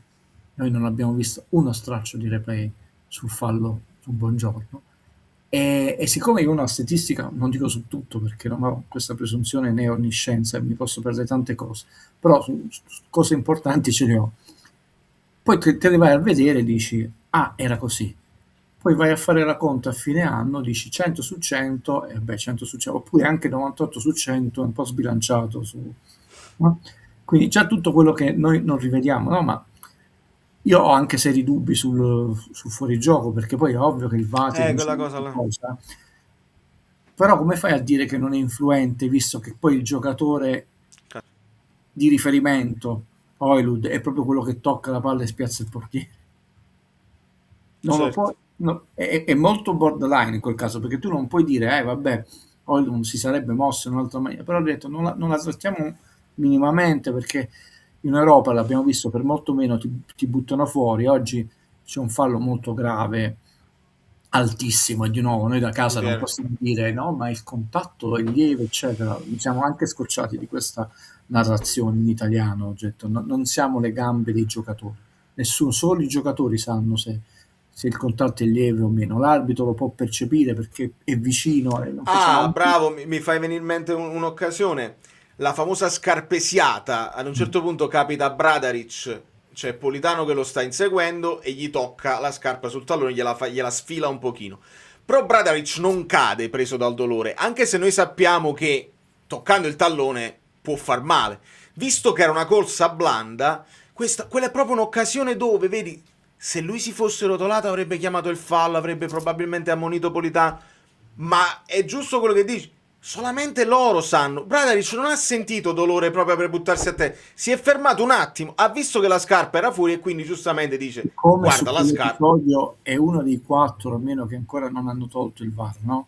Possibile giallo che è rosso, rosso che riduce a giallo e viceversa. Ma non è partito manco il silent check. Il check. Però è molto alto, cioè alla Juve l'hanno espulso, lì i Juventini sono per un fallo diverso, dove tu non entri con le gambe alte all'altezza tra il ginocchio, un po' sotto il ginocchio, diciamo. Però ripeto, è stucchevole perché, ti faccio solo un esempio, no? A me non è mai interessato il prima. Io non sono uno che quello che si interessa il prima, hanno mandato questo arbitro, quella volta ha sbagliato, non mi interessa, mi piace vedere la partita.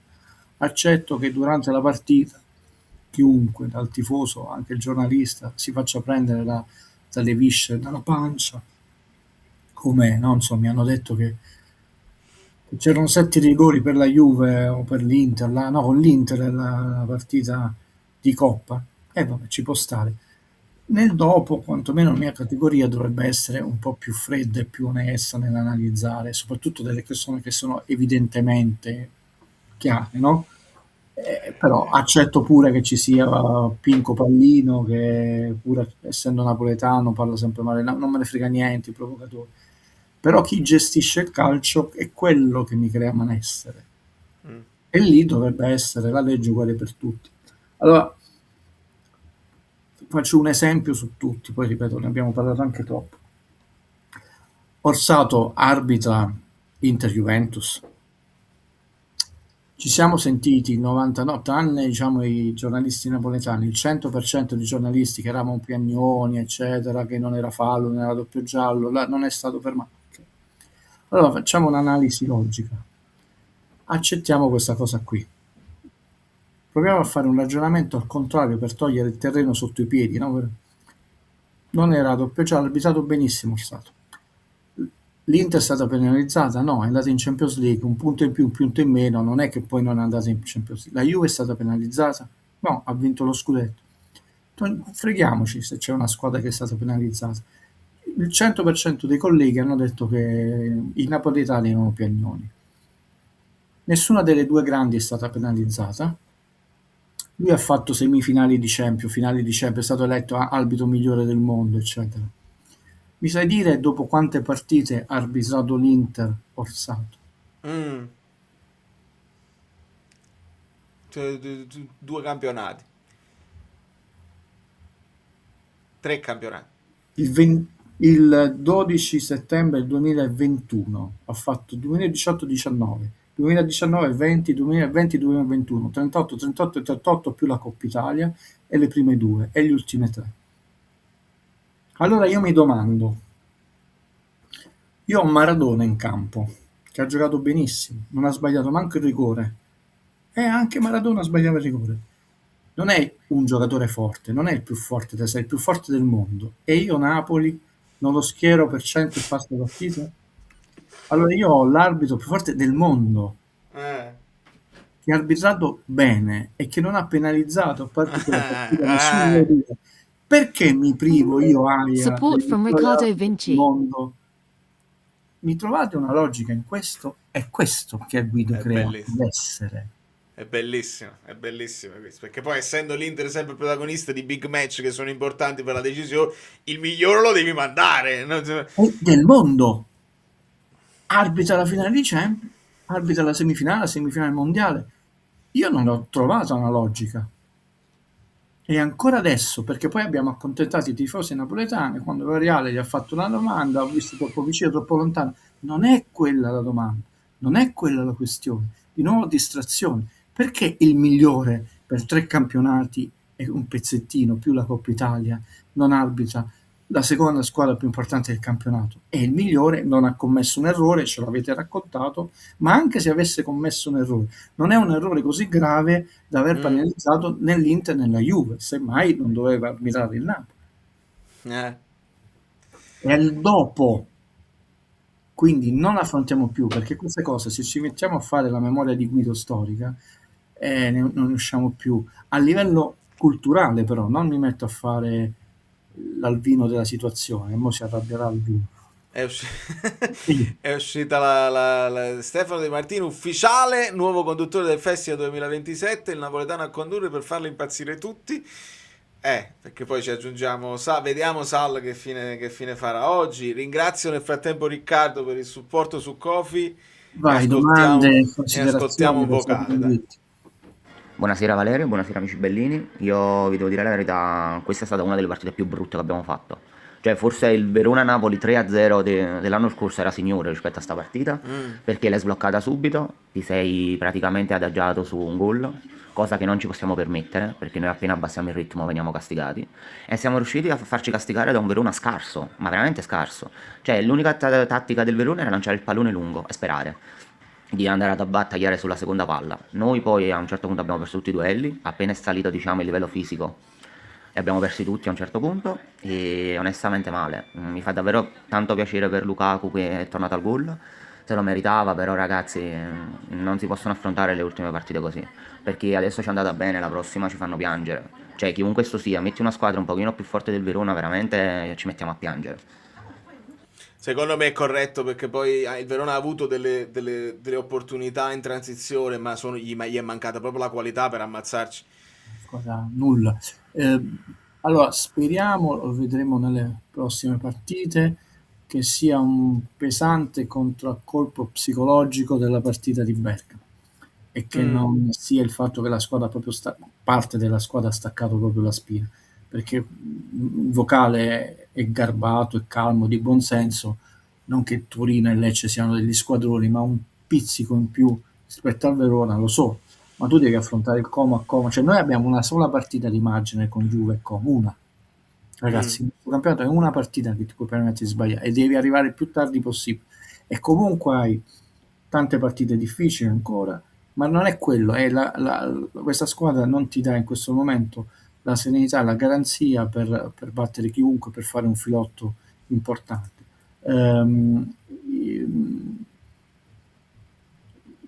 Gli infortunati sono quelli e non torneranno per tante settimane, e qua non la apriamo proprio. Poi ti pregherei di far vedere come mia soddisfazione, visto che tu segui più trasmissioni di me, hai una tua opinione, io ho la mia opinione. Ho smesso da un sacco di tempo. Ah no, forse ho capito di cosa. Non può essere sempre un errore.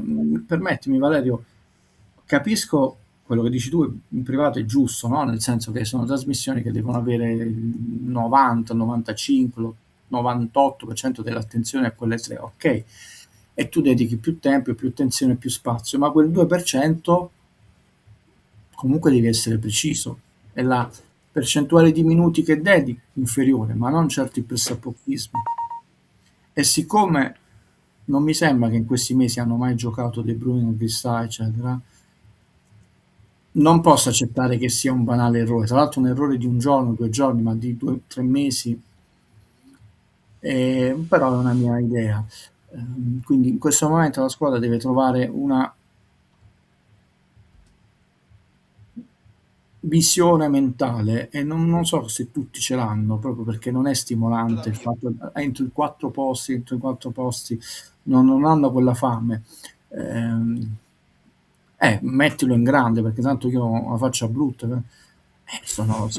crescono, non scendono, a parte quella di Lukaku questa sta giornata, cioè, chissà, siamo arrivati al 61% di partite, 71% De Bruyne. Dirmu sta giocando, e vedete quanto è importante adesso poter avere quella pedina.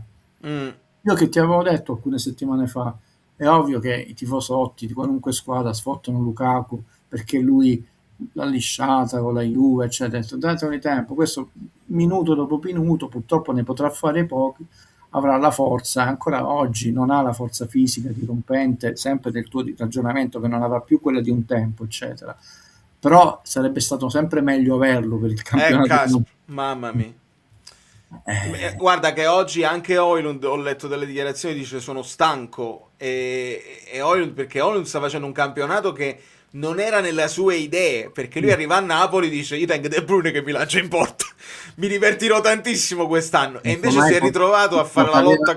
Poteva avere la paura addirittura che non era sempre titolare, si poteva limitare per troppi pochi minuti, oppure non i minuti che aveva in te, sta giocando tutti. Sta giocando tutti a fare mazzate senza nemmeno... E ne prende tante, e tra l'altro tutto quello che io dico tristemente si verifica. Perdiamo Juan Jesus la prossima partita. Ah già, perché mi diceva è tornato in diffida? Certo. Madonna mia. E a me sembra che questo l'hanno puntato. Poi vari colleghi hanno messo 5 a Elmas, 5 a Juan Jesus. No, Elmas ha giocato benissimo oggi. E io oggi l'ho vista con grande attenzione la sua partita, proprio tatticamente, poi gli sta mancando il gol, ma sta facendo cose totalmente diverse. Era sempre in copertura, in chiusura. Sai, ti vorrei far vedere lo specchietto, perché quello è proprio legato a te, no? Quando fanno i simpatici certi personaggi, è che dalla 16ª a oggi. Allora, ok, ce l'ho. Che era ovviamente parziale, però vedi che questi famosi, ecco, mettilo sempre in grande perché la mia è brutta come faccia, mettilo più grande possibile. Questa è ovviamente la 16ª giornata che poi abbiamo recuperato posteriori ad oggi, è bello grande, così forse lo capiscono i colleghi. Io vedo tutto grigio Anghissà, tutto grigio, De Bruyne adesso è tornato, Gilmour, vedo grigio fino a poco tempo fa, Lukaku, e vedo tutto grigio ormai a Neres, e vedrò tutto grigio da qui in poi a Di Lorenzo, eccetera, ma soprattutto quelli che stavano tornando a gennaio, no? Perché è inutile prendere il giocatore a gennaio e poi è convocato, perché ovvio la prima parte le prime 11 giornate e 8 dei Bruyne le hanno fatte. Togli questa cosa qua, speriamo che almeno così graficamente, ma non ci credo molto, perché poi quando uno ha un certo tipo di linea editoriale non è certo lo schemetto di uno sconosciuto che ti fa cambiare. Allora, volevo prendere questo messaggio di Mamba che dice: possiamo dire che abbiamo meritato sicuramente una prestazione scarsa, ma noi di 3 occasioni nitide abbiamo messe 2. Io al Verona non ho visto creare chissà cosa, anche solo per pareggiare. Non meritato, è diverso. Abbiamo voluta, e quei 2 cambi in più, voglio dare ritmo, che non abbiamo avuto con la Juve, quanto è stato penalizzante non avere neanche un centrocampista da poter aggiungere. Voi non vi rendete conto, perché quello non serve avere 50 attaccanti a fine partita che tu provi a mettere se tu non hai un centrocampo tanto che ti tiene lì, che ti recupera palle. D'altra parte, Guido, mi fai aggiungere questo dettaglio: a metà partita o a 3/4 di partita esce sempre i chilometri percorsi. Da quest'anno lo fanno vedere, è sempre Elmas, Lobotka, 12, prima le facevano 10, 12, perché si gioca tutto là, e al di là dei moduli, e sono le scalate che devi fare, quindi se non hai mai un ricambio là, è normale che poi tutta la partita, tutta la squadra ne risente, perché si rallenta di un microsecondo il giro va. Non hai il cambio ritmo, non hai la chiusura tempestiva. Infatti delle partite noi abbiamo visto con la pressione alta di Juan Jesus su Buongiorno, ma se tu perdi il difensore che ti presta così alto, sì, l'abbiamo voluta, non è una questione di meritare, perché oggi la partita, noi che non siamo né faziosi né risultatisti, lo sappiamo che a Napoli non è brutto, quelle persone fallite, no, io ho visto un Napoli impaurito, che sente la paura di non arrivare all'obiettivo, perché la sconfitta di Bergamo non sono quelle cose, poi è stata troppo brutta nella modalità. Io ho l'impressione che hanno visto uno spettro, e quando tu giochi con la paura, un po' perché ci manca un giocatore, un po' perché l'hanno deciso, un po' no, dobbiamo togliere questa paura di dosso ai giocatori, devono giocare con serenità e concentrati, questo è il messaggio, con serenità e chiaramente concentrati. E invece ho visto una squadra che, nonostante tu sblocchi subito il risultato col Verona, che è un vantaggio, perché teoricamente dovresti costringerli a cambiare il piano gara, ma se sono fregati, stavano bassi, quindi provano alla fine. No, la squadra non ha avuto mai un cambio di ritmo, ha prodotto molto poco. I 2 tiri di Elmas, loro non hanno prodotto proprio nulla, perché prima del gol Meret poteva realmente non giocare, a parte i rinvii di piede molto bene, poi ha fatto quell'errore su quell'uscita, ma non colpevolizziamo, perché una partita veramente, ormai bisogna dargli il voto per il fantacalcio, però non ha sporcato i guanti, no? Ho detto, però la squadra l'ha voluta la vittoria, eppure se al 2% di batteria, al 5%, non più dell'8 Lukaku probabilmente, prima era proprio a 0, intanto lui stava in aria a prendersi gli sportellati, a provare a fare da sponda e il piedone l'ha messo. Ha anche rimproverato Elmas, ha detto no, ci dobbiamo credere, spingi tu, per gli altri non stanno spingendo, dammela comunque. Infatti su quello scambio nel breve là è uscito il tiro centrale, però era bello. C'ho un'idea su questa Vai, e non lo so, la voglio condividere con te e con la chat. Non ho capito una cosa, quando sposta Gutierrez e Giovane a destra, perché abbiamo giocato su Mazzocchi a sinistra? Gli tengo un'idea, però può essere una stupidaggine. Perché sta Conte là. Visto che Conte è uno di quelli che cerca di giostrarli col joystick, no? Gli indica dove spostare la palla, come andare a fare. È come se la palla naturalmente andasse dove Conte gli indica. Per lui è più facile indicargli le azioni vicino alla sua area del mister, piuttosto che indicare a destra. Quindi secondo me in maniera naturale la squadra è andata dove c'era la leadership di Non quel solo, momento. perché le persone guardano veramente solo chi ha la palla, che ha tirato male, o Vergara che ha fatto dei controlli iniziali di palla orientale deliziose, ma non guarda il resto. Perché tu puoi anche decidere di attaccare su questo tuo lato debole, ma fare uscire loro per liberarti almeno un uomo sul tuo lato. Come abbiamo segnato, e poi ce l'hanno annullato in maniera censura di Guido, con Gutierrez, tu lo puoi rifare. Perché è vero Mazzocchi è meno talentuoso, però mi gioco di sponda su Lukaku e io comunque lo devo andare a marcare Lukaku, non lo posso lasciare solo, no?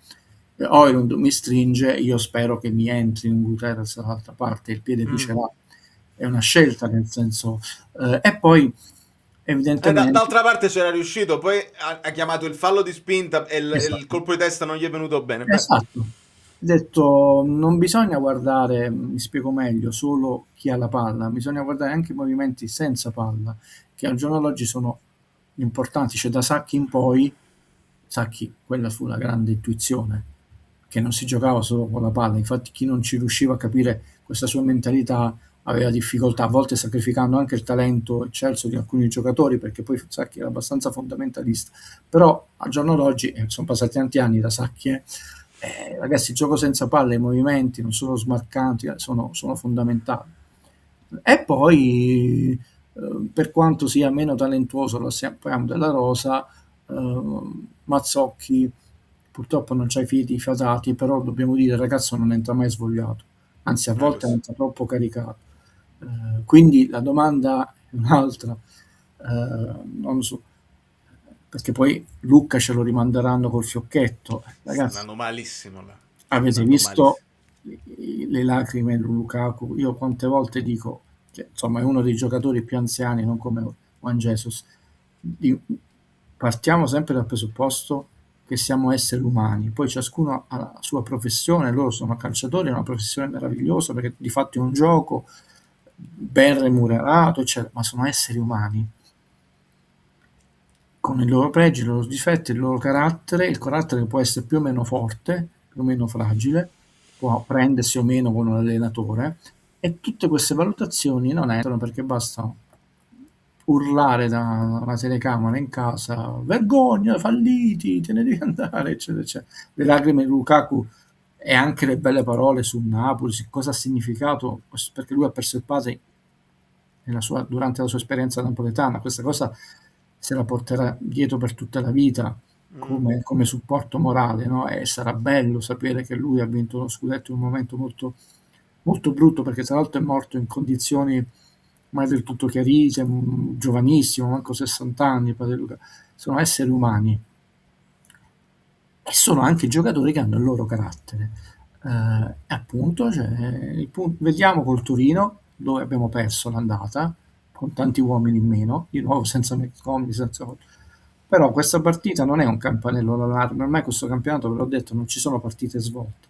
Questo campionato mi fa piacere che Conte ha detto quello che io vi avevo preannunciato, uscirà un Conte dovunque andrà a allenare molto più forte, molto più preparato, molto più tosto, non solo come campo, che ne dicono ormai quasi tutti i colleghi che lo vogliono fuori da Napoli, tanti youtuber napoletani, Napoli gioca male, se ne deve andare, eccetera, eccetera. Io non ero contiano, però ne uscirà molto rafforzato da tutti i punti di vista.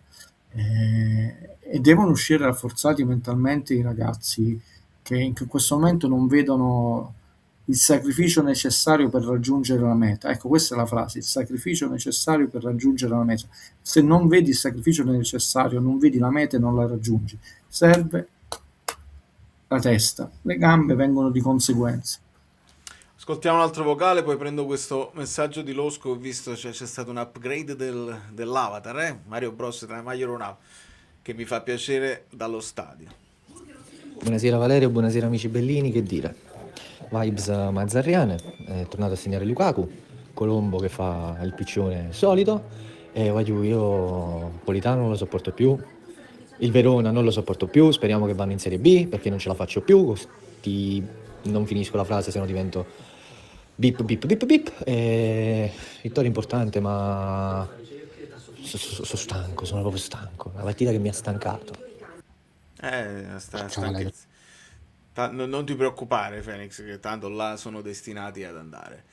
Sono stato al Bentegodi oggi e l'impressione che ho avuto è che né Politano sulla destra né Spinazzola sulla sinistra sono liberi di agire. Il piano gara è sempre palla addosso a Højlund e basta. No, non sono per niente d'accordo. Non è che sono liberi, la palla gli è arrivata, poi non sono stati... perché Conte si sentiva urlare e gli dava anche altre disposizioni. Ripeto, qua non si tratta di ragazzi di fare i tifosi. È finita la partita, abbiamo gioito, pianto, eccetera. Cerchiamo di liberare la mente dai preconcetti, antipatia di un giocatore, tuo pupillo Elmas, ce l'hai sempre con Conte lo difendete sempre, no, perché un allenatore può operare una cosa, ti può dire una cosa, il giocatore non riesce a farlo, non lo sta facendo. Che può fare l'allenatore? C'erano tante altre indicazioni che abbiamo visto che poi non siamo riusciti a metterle in pratica, e tra l'altro a volte ti vengono anche riferite dai bordocampisti, cioè nel senso che l'osservazione è giusta, abbiamo visto la prestazione opaca di Spinazzola e il solito Politano quando ci fa incavolare, è corretta, Losco dice una cosa giusta. Quello che secondo me è solo un'impressione è che non era quella l'unica direttiva di Conte. Conte l'ha detto nel post partita. Poi Conte è tanto, quelli che l'attaccano, non parla mai di campo, e noi l'abbiamo capito in quella cosa che ormai non nomino più, e Valerio sa che c'è una strategia di Conte e va rispettata, poi può non essere condivisa, anche qui non è un imbecille. Conte è molto protettivo rispetto ai segreti del campo e dello spogliatoio. Dovete capire che lui fino a un certo punto te le vuole dire, è una strategia, è una filosofia di vita, però cacchio, trattarlo veramente come un imbecille, sembra che tu dici tanto quello è palla lì, vediamo quello che succede.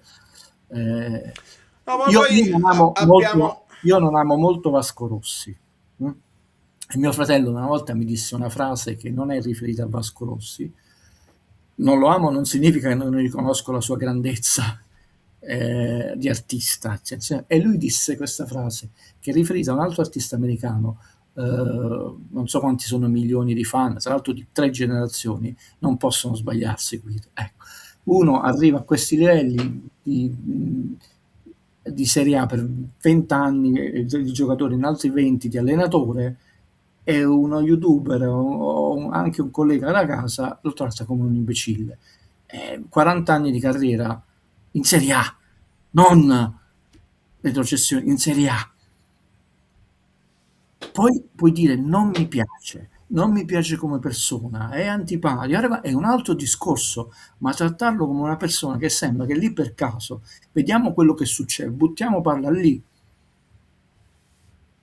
e però poi ti piace Vergara, mettetevi d'accordo col cervello, perché no, ma quello era bravo di suo, vabbè, sono molte quindi nel senso che l'allenatore può anche dare, però la partita si è sviluppata in un altro modo, e lui ha detto che non rifletteremo su tante cose, poi non avrò detto abbiamo fatto una brutta partita, perché in questo momento che ha detto pure lui, sto usando anche un linguaggio diverso, sto imparando a usare parole più accorte. Un altro Conte sarebbe entrato negli spogliatoi, una volta la Juve fece un pareggio, forse proprio col Verona, li fece allenare Guido, alle comunque i numeri, no? I numeri ci aiutano. No, è finito alle 4 del mattino. Oggi quel Conte non c'è più, non ti fa allenare alle 4 del mattino perché non serve, ha capito che si fa un'altra Prego. Sì, no, è corretto il finale che dici. Passaggi precisi, 518 il Napoli, il Verona 246, palle lunghe 47. Non sono sempre palla lunga a Højlund, se 518 sono i passaggi e 47 sono le palle lunghe, che ricordiamo, la palla lunga che esce sulle statistiche non è solo la palla su Højlund, è anche un cross, è anche un cambio di gioco da un lato all'altro, quindi ci sta l'idea della palla lunga su Højlund perché è un'arma che tu devi utilizzare, però non è l'unica cosa, solo l'unica cosa che abbiamo fatto. Ascoltiamo Ciao a tutti, amici bellini, che dire, una goduria vincere così all'ultimo secondo con un gol di Lukaku tra l'altro, però partita inguardabile, dopo il gol non abbiamo fatto quasi nulla e abbiamo poi come al solito concesso nel secondo tempo spazio agli avversari, abbiamo mollato, siamo indietreggiati e abbiamo dato fiducia ad una squadraccia, perché è vero, è una squadraccia. E come al solito episodi da piccioni, però noi non abbiamo quella forza di superarli e questo è un tema, perché nel secondo tempo molliamo sempre, indietreggiamo e lasciamo spazio agli avversari, noi manchiamo di qualità e quindi diventa un problema perché ogni partita è un terno al lotto, ogni partita può essere una vittoria, può essere una sconfitta e così diventa difficile tenere il passo per restare tra le prime 4.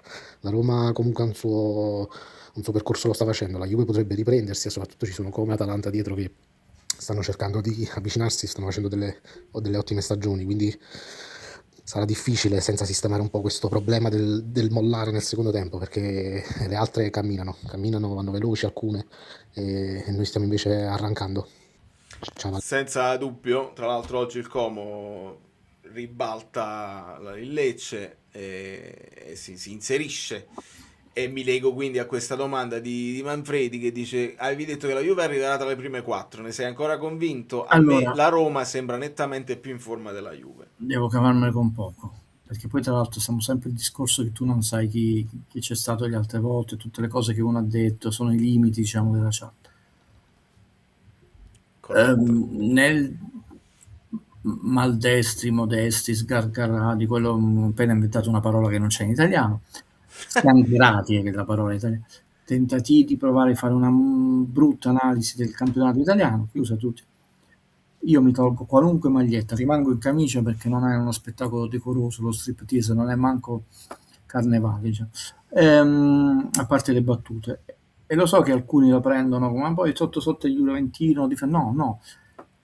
8 stagioni dove la qualificazione della UEFA Champions League è a 4 squadre, 8 su 8 la Juve si è qualificata, un dato storico. Lo so, a voi non ve ne fotte niente. Quando io ho fatto tutto quella sorta di editoriale con 3.000 dati, ho detto Napoli non vince lo scudetto, perché sono tutti sfavorevoli, non ce n'è uno. Lo vincerà lo scudetto? No. Quindi io aggiungerò 3.001 dati. Io non dico che è sicuro perché mi piace, è forte. Io devo prendere 8 su 8, ci è arrivata sempre, e non sempre lo meritava. Vedi Gattuso out. Non sempre era così forte. Io non sto dicendo che è forte, io sto dicendo che ci deve andare. E ho detto, rimarrei sorpreso, spero almeno in questo in italiano di essere preciso, se la Juve non si qualificasse in UEFA Champions League. Perché quando ho detto calcisticamente noi possiamo fare delle analisi, e sono tra l'altro quelle che piacciono tantissimo a Guido, forse non l'avete capito, proprio tanto, se no non lo seguirei, a volte calcisticamente non è abbastanza, ok? E non potete lamentarvi degli arbitri e poi farmi questa domanda. Calcisticamente, pur con tutte le schifezze che stiamo subendo, perché a questo punto sono troppe ogni partita, oggi qual è l'errore? Vale, non mi dire il giallo di Vergara, perché non è sulla trattenuta, è sul tentativo di scalciarlo. E sta attento quando... io ho visto che non lo prende, poi lo prende. Lui ha avuto 2 tentativi di sgambette, al secondo che quasi c'è riuscito l'arbitro se l'è segnato. Poteva anche non dare quel giallo, ma per dire, non è un grandissimo errore, d'altronde non è che ha condizionato la partita del Verona, chiusa questa cosa. Io rimarrei sorpreso, poi mi vado a vedere tutti i bilanci che sono noiosissimi da studiare, sono numeri, e la Juve è quella che è più forte in debitamento, perché questi 2 anni queste 2 finali in 3 anni dell'Inter, oltre il mondiale che ha fatto, un po' di conti li hanno migliorati, eccetera. E la Juve ci deve andare in Champions. Poi può darsi che non ci andrà, quindi io valuterò partita per partita. Non può capire. Non hai detto che vinceva in ciabatte. Una cosa, in ciabatte, questa è un'espressione di Valerio su Anghissà, e quindi cosa fa. Esatto. L'anno scorso io mi sono divertito da morire, e tra l'altro è proprio la partita fuori casa con la Juve dove insomma basta riprenderla, che io ero contentissimo per il pareggio perché vidi una squadra forte, e piano piano siamo andati alla vittoria, però insomma probabilmente non ci capiamo culturalmente, perché è una questione proprio di troppo anti-juventività. A me non me frega niente l'anti di niente nella vita, io provo ad analizzare un po' il campionato e vediamo come va, con tutte le difficoltà del caso, non solo calcisticamente, perché ci possono essere delle cose impreviste, ma anche l'extracalcistico, che è veramente difficile, perché poi è anche la parte più brutta, e lo metto nell'equazione. Se ragionassi solo come anti, no? Io, se volete fare, io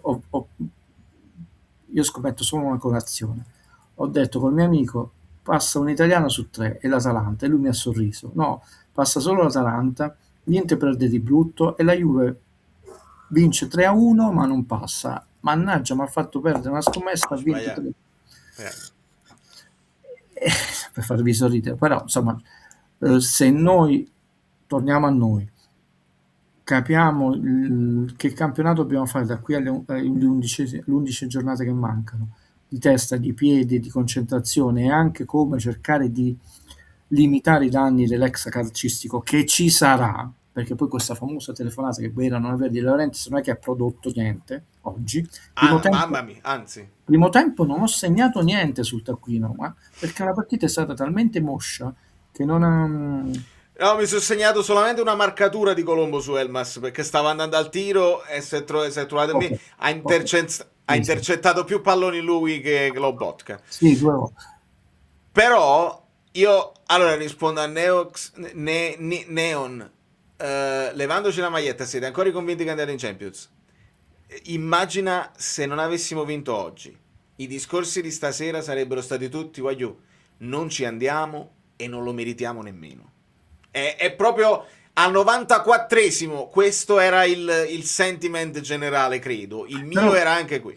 Guarda, però la differenza tra me e tutti gli altri è sempre stata questa, che tra l'altro è la cosa che mi ha reso antipatico a molte persone, che io non ho mai guardato nello sport il risultato, a prescindere da quello che poi il trofeo, è chiaro. Tant'è vero che a volte in partite dove uno ha vinto, io diciamo questa cosa non mi piace, mi preoccupa, eccetera, questa ci può dare problemi. Oggi io non sono minimamente influenzato dal risultato, perché so benissimo tutti i difetti della prestazione. No? Quindi non è che ho bisogno di questo per ricordarmi che no, lo so benissimo, ma so benissimo anche quello che serve alla squadra. E alla squadra serve togliersi questa paura del fallimento, che è comparsa nel secondo tempo di Bergamo, soprattutto con quegli episodi extracalcistici. Questo è importante. Le prossime 3 partite le giocheremo sempre prima di Juve e Roma. Tra l'altro non ho capito perché di venerdì. Perché adesso non serve più giocare dopo l'Inter, tanto sei talmente tante partite dietro. Anche questo, cioè è strano che prima, anche quando l'Inter giocava dopo di te in Champions, giocava prima, vabbè, lasciamo perché poi ragazzi, abbiamo uno sbaglio da poter fare, uno su uno, è molto poco. Poi ovviamente se gli altri pure in Champions possono diventare che ci possiamo concedere 2 sbagli. Col Torino sarà una partita difficilissima, anche perché sono tutte là. È chiaro che Pisa e Verona, nonostante insomma un noto personaggio aveva detto che era fortissimo il Pisa, quindi è sicuro che gli altri sì lì, perché la Fiorentina la faranno salvare, no? e quindi ci sono Lecce, Torino, Genova, sono 4-5 squadre e adesso devono fare i punti. Adesso Buonasera a tutti ragazzi, buonasera Valerio. Le corde vocali sono partite perché, perché Romelu c'era mancato con la sua esperienza dentro l'area, girate in porte di questo tipo, ti decidono le partite. Cioè, Lukaku decide e sposta punti, l'ha dimostrato. Tra l'altro è entrato anche bene perché ha provato comunque a tenere le palle, aveva fatto assist a Elmas che secondo me si era un po' mangiato lì il gol. È andato, si vede, non è ancora al massimo perché è andato a terra troppo facilmente in un paio di situazioni, manco spalla a spalla, erano proprio contrasti fisici. Però dai, magari il gol lo aiuta a sbloccarsi, a spingere ancora di più in allenamento. Tutta la No, va chiaro. Spingere di più in allenamento, ci struppiamo solamente. Quello è stato il momento della tenerezza, quando sull'impatto fisico è caduto lui, la tenerezza. gioia finale e tolti i meriti a Big Rom, non si può fare, dopo 2 minuti vai in vantaggio e te la guardi andando a 2 all'ora per tutta la partita. Arbitraggio vogliamo parlarne, vergognoso, ma io non ne voglio parlare perché sul gol subito ho esclamato che ce lo meritiamo, ho proprio esclamato te lo meriti, perché non abbiamo più giocato, abbiamo fatto prendere coraggio al Verona. Colombo imbarazzante, però contro l'Atalanta una roba oscena, l'abbiamo detto tutti. Oggi dovevi essere superiore e non siamo stati superiori. Ci portiamo i 3 punti a casa, per carità di Dio, però prestazione abbastanza indecente. Forza Napoli sempre. C'è la chiosa. Tra l'altro piccola chiosa, velocissima, un pregio, la prestazione negativa di tutti, a Gilmour che come con la Roma entra, verticalizza e ti stava facendo segnare proprio l'azione di Elmas che ho nominato poc'anzi. Altro recupero importante per questo finale di stagione, Billy. sì, che tra l'altro era un punto interrogativo il suo, avendo scelto l'operazione, non sai quanto. Io credo che 30 minuti buoni ce li ha nelle gambe e sono importanti, sono veramente importanti, poi possono diventare 45. Premesso che insomma era un giocatore su cui noi facevamo affidamento, l'abbiamo visto anche l'anno scorso, a volte ha sostituito egregiamente Lobotka, quindi è una mancanza. Quest'anno aveva iniziato appannato, lo sappiamo, però il ragazzo ha qualità. E poi Conte lo apprezza se l'ha sempre citato, dice mi dispiace che non lo faccio Io giocare. dicevo, noi dobbiamo tifare perché i nostri giocatori crescano, abbiano qualità, perché questo fatto di essere così guelfi e ghibellini oppure andare per antipatia e poi come se non avesse valore bocciamo, no, meglio, no ragazzi, tu se in rosa ne hai 22 di un certo livello è meglio che 15. Io al discorso che facevo un noto personaggio che aveva distrutto Beckham, certi colleghi si fanno dei film in testa, me li dovrei fare io col mio amico Marco Valerio, cioè, io invece vedevo un Conte che difendeva Beckham, perché tant'è vero che per quanto ancora, il non metterlo quando non è ancora per pronto. quanto ancora non ci convince in costruzione di azione, e ancora non è impeccabile in chiusura, ma a queste ultime partite nessun disastro. Se fosse stato come aveva detto lui, l'ha bruciato, ormai è un giocatore bruciato, è rimasto chi è stato non bruciato, chi è stato, voglio dire, bocciato, non si è sposato, sono quei due che sono andati via. Certo. Io trovo veramente delle analisi troppo ghigliottinesche. Comunque Guido, bastano i fatti, nel senso entra Olivera e Conte ti dice in questo momento mi dava più certezze Olivera, dopodiché ne ha giocate Beukema le successive 2 da titolare, cioè non c'è Politano, non ci aveva convinto, adesso è ripartito da titolare perché Conte dice, ce lo dice pure, ce lo imbocca pure, dice proprio hanno lavorato meglio in allenamento, quindi mi davano più garanzie questi qua. Cioè, più di così che possiamo fare? Sì, infatti, ripeto, ragazze e ragazzi, perché poi sta diventando noioso ascoltarmi, secondo me. Non si tratta che qua abbiamo la simpatia, ci piace, il favorito, si tratta veramente di scansare la nebbia. C'è una famosa battuta volgarissima in Beverly Hills Cop 2 che mi verrebbe in mente in questo momento, quando alla fine i 2 colleghi di Axel se la prendono con se lei scansasse noi diciamo quella parolaccia, diciamo, se scansiamo un po' la nebbia che a volte fa vedere poco chiaro e cerchiamo di Esatto. allargare. È proprio Sì, questo lo il sappiamo, messaggio. Idem, cioè sappiamo idem, ditto che avrei voluto figurati, Coppolitano, se hai seguito le ultime live sai come la penso e sono assolutamente in piazza, sto portando la bandiera prima di voi. Dobbiamo accettare che Conte mette la formazione che lui crede che sia migliore e non per un fatto di simpatia, perché anche Politano ha dimostrato di andare fuori. L'abbiamo visto l'alternanza, ma non lo so se Milinkovic e Savic hanno detto che aveva pure un problemino, però anche sull'alternanza dei portieri non si è fatto problemi. Lukaku è tornato, è abile e arruolabile, ma non gioca lui da titolare perché Conte sa che non ti può garantire, quindi lo ha dimostrato che non è una fissazione Tra l'altro l'ha specifica. spiegato molto bene. Qua io sto trovando troppa faziosità nel contro Alla Conte. Io conferenza credo devo che ci recuperare. sia, io credo che ci sia un'idea precostituita che deve andare fuori dalle scatole, ma parlo proprio della stampa napoletana. Però mi sembra che lui a volte le spieghi come dei bambini, anzi bambini piccoli che capiscono meglio perché non sono faziosi, non hanno preconcetti sulla struttura. Non è solo una questione di rischio, rischierei di farsi male. Tra l'altro il rapporto personale, professionale tra loro due è intensissimo, quindi parliamo del nulla, ragazzi, quindi figuriamoci se Conte non solo non avrebbe piacere, no? Non avrebbe l'utilità di utilizzarlo nei minuti iniziali. Stiamo parlando del nulla. Ascoltiamo un altro vocale. Sul fatto Dimmi. interrompi. È meglio che ce le abbiamo tutte e due, possiamo avere un'alternanza, una volta può partire uno, può partire l'altro, anche se casomai Politano sembra un po' appannato, perché noi già non abbiamo Neres e Di Lorenzo per tutta la stagione, forse Neres torna ad aprile, vediamo, bisogna vedere come torna. Quindi di nuovo stiamo parlando del nulla. Oggi non ha saltato l'uomo, ha fatto dei passaggi imprecisi, quello che è, ma intanto ti logorano l'avversario, anche il lavoro di logorio dell'avversario. Vedi, oggi i nostri ne ha fatti uscire 3, poverissimi, perché alla fine erano stremati, quindi io mi concentrerei più sul buono, sul fatto che quelli che abbiamo si devono togliere la paura di dosso. Io vedo paura addosso, questo mi preoccupa di più. È la cosa peggiore, la paura nella vita, nell'amore, nello sport, non ti porta mai i risultati. Mai. Questa è una regola, questa è veramente...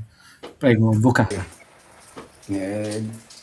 Sono felice perché sono 3 punti importanti, sono felice perché il gol di Lukaku c'è la doccia per lui, però voglio c'è da prendere solo i 3 punti stasera perché siamo stati davvero inguardabili, lenti, macchinosi, con una sola probabile soluzione di gioco, mai sfruttate le ali, mai provato a far fare qualcosa alle ali. Davvero mi prendo solo i 3 punti e il gol di Lukaku perché mi fa davvero un piacere di pazzi per lui e basta. Però male, però bisogna vincere anche queste partite perché la lotta Champions è serratissima e anzi domani rischia di rientrarci anche il Milan, perché se non vince a Cremona siamo tutte lì, quindi con un occhio verso il secondo e con degli occhi verso il quinto e il sesto, perché dietro vanno forte e bisogna far punti per arrivare in Champions, però va bene anche così. Vabbè, ma il Milan non vince a Cremona. No, vince. Infatti oggi poi quando farai l'analisi tattica sono mancate le sovrapposizioni, proprio oggi... Valerio, scusa, poi ti avevo promesso di chiedertelo in diretta, apro e in un secondo, ma attorno a te a New York dei terreni liberi, lo costruiamo a New York il centro sportivo, facciamo prima.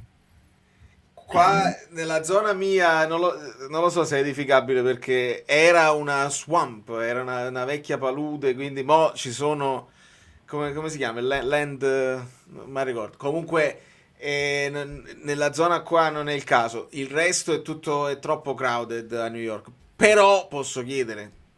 Dai, per cortesia, mettici una parola buona, informati. Perché si è capito che lì nel circondario è tutto pieno, poi corrosione salina, le cavallette. I Blues Brothers. Poi può darsi che i rapporti col sindaco sono migliori, insomma, mettici qua. Sì. Ma Dani, andiamo. Mamma mia ragazzi, è all'ultimo secondo, così non si può andare avanti a vedere le partite del Napoli. Che dire, i 3 punti erano la cosa più importante, sono arrivati con una partita davvero soffertissima come sempre, ce la dobbiamo giocare con le unghie e con i denti ogni volta. Abbiamo fatto risorgere l'avversario, c'è da dire che l'arbitro ce la stava rovinando anche oggi. Prima si continuava a mettere davanti al pallone, cercando di deviare addirittura la palla, proprio per entrare anche lui in gioco, voleva forse giocare anche lui, non lo so, voleva una maglietta del Verona anche lui. Comunque poi sul calcio d'angolo ovviamente non solo non ha dato punizione su Buongiorno, ma l'ha fatto anche ribattere perché altrimenti non segnavano, cioè veramente stava andando tutto per il verso sbagliato. Poi per fortuna che Conte ha fatto entrare Lukaku e secondo me l'ha fatto entrare nel momento proprio giusto, non solo gli ultimi 5 minuti. Fortunatamente è andato tutto bene, però dobbiamo cercare di ritrovare noi stessi, di ritrovare un gioco, di fare qualcosa di diverso la prossima volta, altrimenti non finirà sempre così. È vero, comunque al 73esimo Lukaku, più minuti rispetto... Significa che piano piano avrà qualche minuto in più, perché tutte le settimane che si può allenare, speriamo bene, ma sull'impegno, tra l'altro Conte ha detto parole anche belle, questi ragazzi meritano di andare al mondiale, non c'è solo il campionato, cioè per loro è stata una doppia delusione. Tra l'altro noi non lo possiamo sapere, non possiamo avere la presunzione senza errori e senza tutti questi infortuni, te la giocavi o meno lì. Purtroppo a me non interessa fare le storie con il sé. Oggi se non avessimo vinto, no, oggi devi parlare di quello che è successo, quello di... però loro chiaramente sentono questa delusione, no? Di essere stati monchi per tutta la stagione, la squadra. Leggi sto messaggio senza leggerlo, cioè non lo dico, Sì. però mi fa ridere. Corretto. Vabbè, prendiamolo a ridere perché è finito settembre, è finito ottobre, è finito novembre, è finito dicembre, è finito gennaio, è finito febbraio. Prime pietre non ne vediamo. Poi adesso lo vuole fare, ne parleremo quando avremo di nuovo, non è che noi diciamo non lo farà, voi siete quelli contro la società, no, però vorremmo parlare anche di qualcosa di tangibile. Tra l'altro le infrastrutture non sono opinabili come ha giocato bene, ha giocato male, diciamo quello è cioè lo stadio è 52.000 posti, 52.000, almeno su quello lo possiamo discutere. Poi a me non piace 2 anelli, 3 anelli, però intanto parliamo di qualcosa che esiste, di posti che esistono, eccetera eccetera. La forma... Allora, è corretto quello che dice Valentina, infatti sono tentato a far partire i vocali un po' più presto, perché questo vocale per esempio che abbiamo sentito qua è delle 2 del pomeriggio, ovvero 4 ore fa, quindi alcuni vocali sono di 5 ore fa e giustamente sembrano tutti bipolari perché i vocali tutti arrangiati perché a caldo della partita, poi adesso in live tutti i commenti pacati eccetera eccetera. Quindi sono tentato dalla prossima volta a far uscire i vocali un po' più presto. Chiedo magari a voi di fare i vocali anche un po' più tardi, perché lo so che più persone che ti seguono, nel senso... No, questo sì, però è capire bravo, perché voglio fare un equilibrio con anche con i messaggi scritti. E anche però se arrivano dopo i vocali li puoi ascoltare anche tu, perché se li esaurisco poi nella prima ora non ti faccio, e quindi è difficile. Sì, io capisco la tua esigenza, però voglio tranquillizzare tutti. Per quanto mi riguarda, almeno con la mia presenza c'è totale democrazia, cioè non c'è simpatia, antipatia a nessuno. Io non immagino nemmeno la quantità enorme di messaggi tra vocali, messaggi scritti che ti arrivano, no? O la live dura infinito e noi andiamo addirittura sopra la prossima partita. Quindi sì, poi uno deve trovare la soluzione per essere il più tempestivo possibile. Stavi bene. Ascoltiamo Pino. Allora ragazzi, buonasera. Buonasera a tutti. Voglio fare prima quello tranquillo, poi vi spiego in una chiosa che cosa mi è successo. Per il resto, grande partita, i ragazzi ci hanno creduto ed è questo quello che conta. Non bisogna mai mollare, mai, bisogna sempre essere lì sul pezzo e provare a buttarla dentro. E quando io dicevo la settimana scorsa Lukaku va messo un po' prima, avete visto metterlo 10 minuti prima che succede? Abbiamo segnato. Bravo. Grande Lukaku, grande ritorno, e approfitto per dire: chiedete scusa a Romelu. Tornato. Esatto. È tornato. Si gira con un decimo di secondo in meno, fa 36 gol quest'anno. 36. Chiedete scusa a Lukaku. Aspetta, No, ma sai la cosa che... la chiosa è più lunga del vocale. Permetto la postilla, chiedessero scusa dagli spalti, perché... No, mi hanno dato della scimmia, da cosa abbiamo sentito. Perché finché dici ciccione, è un'offesa, vai su... Comunque stai andando a pungolare uno che è stato infortunato e vabbè. Ma quando poi sento gli ululati, siamo noi che non andiamo più in trasferta e le altre sono sempre 4 scemi o 4 stadi interi. Valerio, c'è l'intervista di Lukaku con Juan Jesus, partita finita, e senti buh, lavali col fuoco, e tu... Durante l'intervista. Quindi a partita finita, cioè tu rimani solo per insultare l'avversario, ma di che cosa parliamo? Perché poi sembro antipatico qui, per me è un tema molto sensibile quello dell'ignoranza, degli insulti, del razzismo, e non mi rompessero lo scatolo i colleghi, lo sfottò, e io sono figlio dei Monty Python, di Totò, di Mario Monicelli, di Woody Allen, e l'ironia fa ridere già il diretto interessato, a meno che non è satira che è contro il potere, è un altro discorso, Monty Python. Ma insultare una persona non è sfottò. Ed è grave che lo dicano i giornalisti, perché finché lo dice uno che è super ignorante, gli puoi dare il beneficio del fatto che non padroneggi la lingua italiana al massimo. Quindi io mi sono molto stancato. Ho accettato l'idea, e la chiudo qui, che morirò senza vedere questo problema risolto in Italia. Il mio, da tutti i punti di vista, lo faccio nella mia vita quotidiana e anche nel mio piccolo nel canale, quindi intanto non solo non aggiungo maleducazione, odio, anche quando si è perso, cioè, io per cultura non mi piace neanche sfottere ironicamente, l'unica persona, mio amico interista, ma ci sfottiamo che voi manco immaginate e ridiamo a crepapelle, ma quello è un discorso. Però ho detto, ormai io accetto il fatto di darmi per sconfitto, mi spiace, te lo dico, morirò sapendo che siamo una nazione razzista in tutto e non solo per il calcio. Quello che posso fare, sconfitto nel senso che non riuscirò a vederla migliorata. Nel mio piccolo però non mi do di sconfitto, non è che io abdico e non provo ad aggiungere qualità. È una qualità piccola rispetto a numeri enormi, perché questo è il problema. Siamo noi 4 scemi invece, siamo noi di meno. E questo è il vero problema. Perché se fossero 4 scemi li avremmo già arginati. La verità è tutto il contrario, caro Valerio. La verità è esattamente il contrario. Che sono molte di meno adesso le persone fatte in un certo modo, che mantengono la calma, l'educazione, soprattutto nei momenti difficili. Questa è la verità. Bisognerebbe incominciare a invertire la frase, che i 4 scemi non sono questi qua, siamo noi. Mi dispiace, raccolgo la testimonianza di Mirko che dice: l'unica città italiana in cui sono stato trattato con acerbismo è stata Verona, avevo solo 12 anni ma non ho mai dimenticato. Mi dispiace molto, e oggi ne ho Ma 50. non bisogna cedere al lato oscuro della forza. La bellezza è questa: più vieni trattato male e più ti devi comportare bene. Non cedete. Se io posso aver lasciato una cosa buona in questo canale, soprattutto ai ragazzini, soprattutto a loro mi rivolgo, perché noi siamo adulti, non vi fate, ecco, fammelo dire questo pistolotto bruttissimo, No. non vi fate prendere mai dalla collera, non scrivete mai messaggi volgari, anche persone grandi, non rispondete mai ai colleghi che provocano. Cioè noi dobbiamo vincere con la bellezza, con l'educazione, con l'ironia, non cadete mai nelle trappole delle provocazioni. Quando succede questo, ricordate che avete, metaforicamente parlando, sempre lo zio Guido che è un imbecille, sbaglia tutti i numeri, va bene, ma almeno in questo, e lo dico per tutti ai ragazzi, non cadete mai nella trappola della cosa.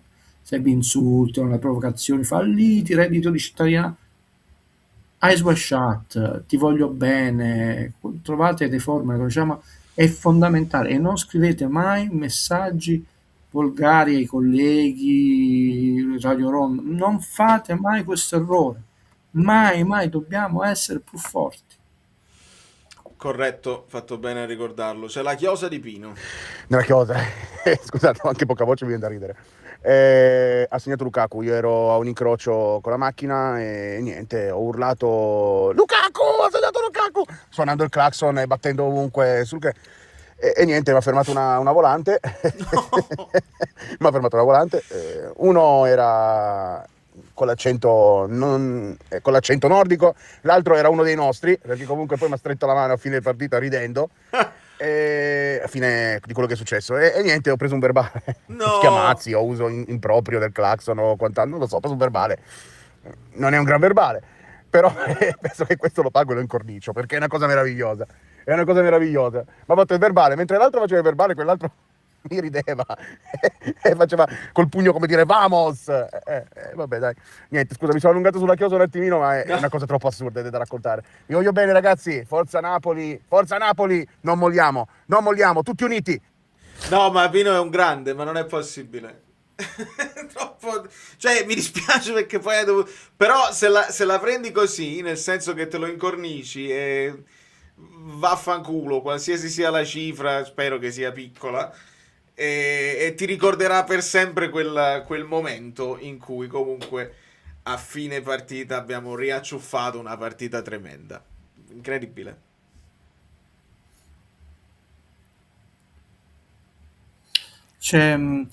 Leggevo una domanda, non so che se di tanto tempo fa. No, scusa, perché vedo tutte mi No, metto no. grande, non c'ho non per toglierti la regia o No, per carità, anzi. sempre per cercare di accontentare più persone. Francesco mi chiedeva quante partite ho visto perché si è spaventato sui film. Me l'ho segnato. Perché io mi segno, l'ho già raccontato, cerco, così stemperiamo, no? Questo episodio, però lo riracconto che una volta all'Assemblea Nazionale dei Critici, molti anni fa, 15-16 anni fa, ebbi l'imprudenza di dire questa cosa e venni trattato come un imbecille, che io mi segno sull'azienda, ho visto questo, ho letto questo, ho fatto questo, a prescindere da quelli che possono essere appuntamenti del lavoro, dal dentista, eccetera. E venni trattato come un imbecille, manco a farlo apposta, quello si fece tardo autunno, il 31 dicembre, e fu la prima volta che lo vidi, uscì questa famosa lista di tutte le cose che vede e legge durante l'anno Steven Soderbergh, e io mi sentii meno invece, ho tutte le agende, no, che noi abbiamo dove mi segno, e questa cosa lo faccio dai tempi del liceo, no? Quindi per i film io fino a un certo punto me li sono segnati proprio numericamente, poi ho smesso. Sulle partite, non devo confessare, ne ho viste tante, ma non di meno, perché io proprio per passione, per lavoro, almeno 2 al giorno, la notte me le devo vedere, quindi sinceramente non le ho mai contate le partite. Quello che posso dire è che ho cominciato molto presto, ma proprio piccolino, proprio per passione, per famiglia, e che ho gli almanacchi del calcio, quelli là, dal 1979, e li compro io, che poi è diventato un regalo Homer, che segue Simpson sa che cos'è il regalo Homer, perché io lo regalo a mio padre l'almanacco, però poi me lo tengo io.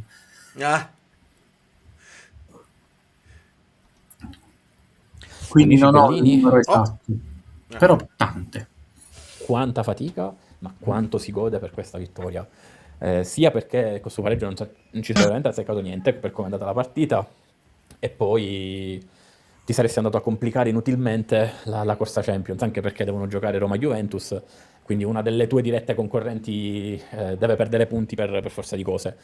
Quindi buono così, al solito c'è un Politano veramente scazzato, ragazzi. Se noi ai tempi, perché ormai parliamo quasi di preistoria, potevamo dire che Anghissa scendeva in ciabatte, questo qua, ragazzi, non si disturba più a giocare a calcio. È veramente fastidioso da vedere. Dopodiché un po' sufficienze dappertutto. Lukaku finalmente si sblocca, ma ormai Højlund è chiaro che sarà il futuro, ragazzi. Lukaku manco si gira più, cioè... Veramente l'unico modo, ecco, per sfruttarlo è come adesso passargli questo pallone e lui deve solo tirare, perché sennò è come giocare con uno in meno. Però mica poco se gli arrivassero cioè se riuscissimo già a avere uno che ha comunque un istinto naturale, cioè la porta, la prende, poi magari C'è stato anche la complicità di Montipò, perché la palla era centrale, magari gli sbuca all'improvviso, però già ti rendi magari conto. anche qualche fallo fuori dall'aria. Io mi piacerebbe vedere una punizione nel set di Guti. Secondo me è uno che la può fare la punizione. Il Sì. piede ce l'ha, bisogna vedere se tu poi hai la concentrazione, il respiro, la freddezza, perché poi noi vediamo spesso i giocatori negli allenamenti fare 20 su 20 le punizioni, non serve a niente. Notizia scoop, il centro sportivo è a casa mia. Io non lo so se tu sei di quelle zone dell'ultima zona, insomma, di Monteruscello che è uscita, oppure se è proprio casa tua, eppure può essere, perché non è detto che tu non sia un proprietario terriero. Facci sapere. Comunque fatti pagare di più di €1 all'ettaro, perché non è corretto, interviene la Corte dei Conti. Cosa finale? Ti rubo la scena un secondo. E non amo, perché l'ho letta, il gioco della torre per i film. Me li tengo tutti quelli belli. Potrei rispondere la di bicicletta perché adoro De Sica, ma adoro anche Scola, tipo Ceravana, Potenti Amati. Tra l'altro una giornata particolare c'è Marcello Mastroianni, che era della stessa città, Fontanaroli, di mio nonno, e poi odio troppo i nazisti, quindi mi tengo la di bicicletta. Ok. Ma non perché è una giornata particolare, non sia un film grandioso. L'arbitro che ha reso veramente difficile guardare questa partita, ragazzi. A un certo punto aveva iniziato veramente a fischiare tutto. Ecco, così fa innervosire sia i giocatori che la gente che sta guardando la partita, perché letteralmente non si gioca. Poi vabbè, mi dovranno spiegare in che universo quello su Gutierrez è fallo da giallo e non da rosso, e mi devono poi anche spiegare perché il VAR non interviene, perché poi ecco, andiamo a parlare sempre lì, perché se Colombo è scarso, quelli che stanno al VAR sono doppiamente più scarsi. Io tra l'altro non ho visto neanche la grafica del check del VAR, quindi forse manco l'hanno rivisto, quindi veramente male. Corretto, era quello che dicevamo Io credo prima. che stia diventando un po' un alibi, e non so se realmente onesto intellettualmente o è un'ennesima forma di superficialità. Gli arbitri sono scarsi, e ce ne siamo usciti con questa frase: gli arbitri sono scarsi, gli arbitri sono scarsi, quindi abbiamo risolto il problema che gli arbitri sono scarsi. Io non dico che sono bravi, che sono scarsi, io non sto capendo, punto, perché vedo cose troppo marchiane, contraddittorie, vedo spiegazioni che non sono spiegazioni, sono giustificazioni, la volta dopo è la stessa cosa, ma devi giustificarlo in un altro modo. Dice al Quindi, contrario. diciamo, questo alibi che sono scarsi, questa spiegazione che ci danno, e parlo dei miei colleghi che sono scarsi, è poco convincente. E ne voglio fare Marotta League, però è evidente che va tutto male. È C'è stato un evidente che non ce la spiega nessuno, perché chi ce la deve spiegare è quello che ha creato il problema. C'è stato un baffa di Conte. Dal labiale sembra che dice andate a fanculo, andate. Però è un generalizzato No, che non credo che sia rivolto all'AIA, non lo possiamo sapere. Però sono bravi con i labiali, quindi lo rivedremo ma gli sicuramente. saranno 8 giornate. Io sono figlio di un'educazione che, se tornavo a casa e mi lamentavo che nel campetto era successo qualcosa, mia madre mi dava il resto. Quello che si dice dagli spogliatori rimane nello spogliatoio, quello che si dice in campo rimane in campo, poi finisce lì. Vaffa è una parolaccia, ma stiamo a fine partita, eccetera. Non sono questi i problemi.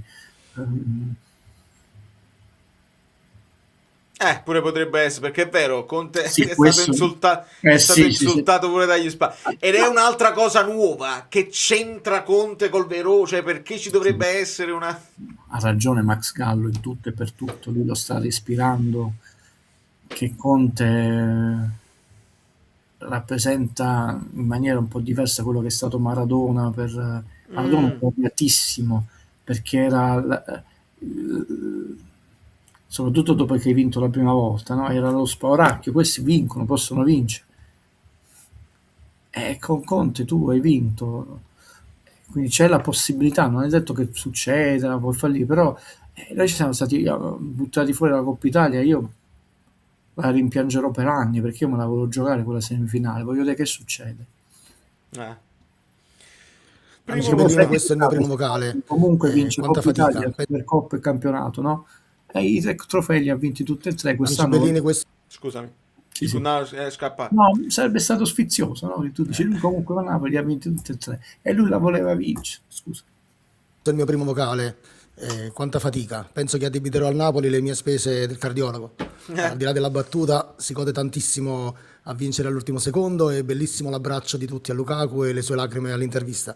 Forza Napoli sempre e avanti così. Amici. Peppino di Palma. Va benissimo la vittoria, ma possibile mai che ci dobbiamo sempre far picchiare dagli avversari, sempre abusare dagli arbitri, ma possibile che nessuno, cioè andare a cerchiare l'arbitro, mettere pressione, cattiveria, sangue agli occhi, mamma mia. Questo sembra il vocale che poi è tradotto nello sticker di Conte che dice che è angoscia, che è una frase L'esultanza è stata molto bella perché fa il paio opposto, no? Quando ci fu quell'esultanza che quando Gesù rimproverò Lang, viene qui non c'è stato di farlo chiamare nessuno, è stata molto spontanea. Vero. Vabbè, immagina, la segna proprio Lukaku, immagina come lo guardano tutti, hanno proprio, è un bisogno fisico anche di quelli che non giocano di vedere Lukaku segnare, rappresenta la speranza, rappresenta il ritorno, è simbolicamente bellissimo. Ecco, sono d'accordo perché sono il primo, ho fatto la reaction, non me lo posso rimangiare, che è stata una partita giocata male, brutta, però se devo poi prendermi in cambio il gol proprio di Lukaku che rappresenta tutta una serie di cose, lo preferisco rispetto a un 2-0 banale, scialbo, dove le hai dominati, loro hanno perso, eccetera, eccetera. Me la prendo più così, se si può addirittura ribaltare.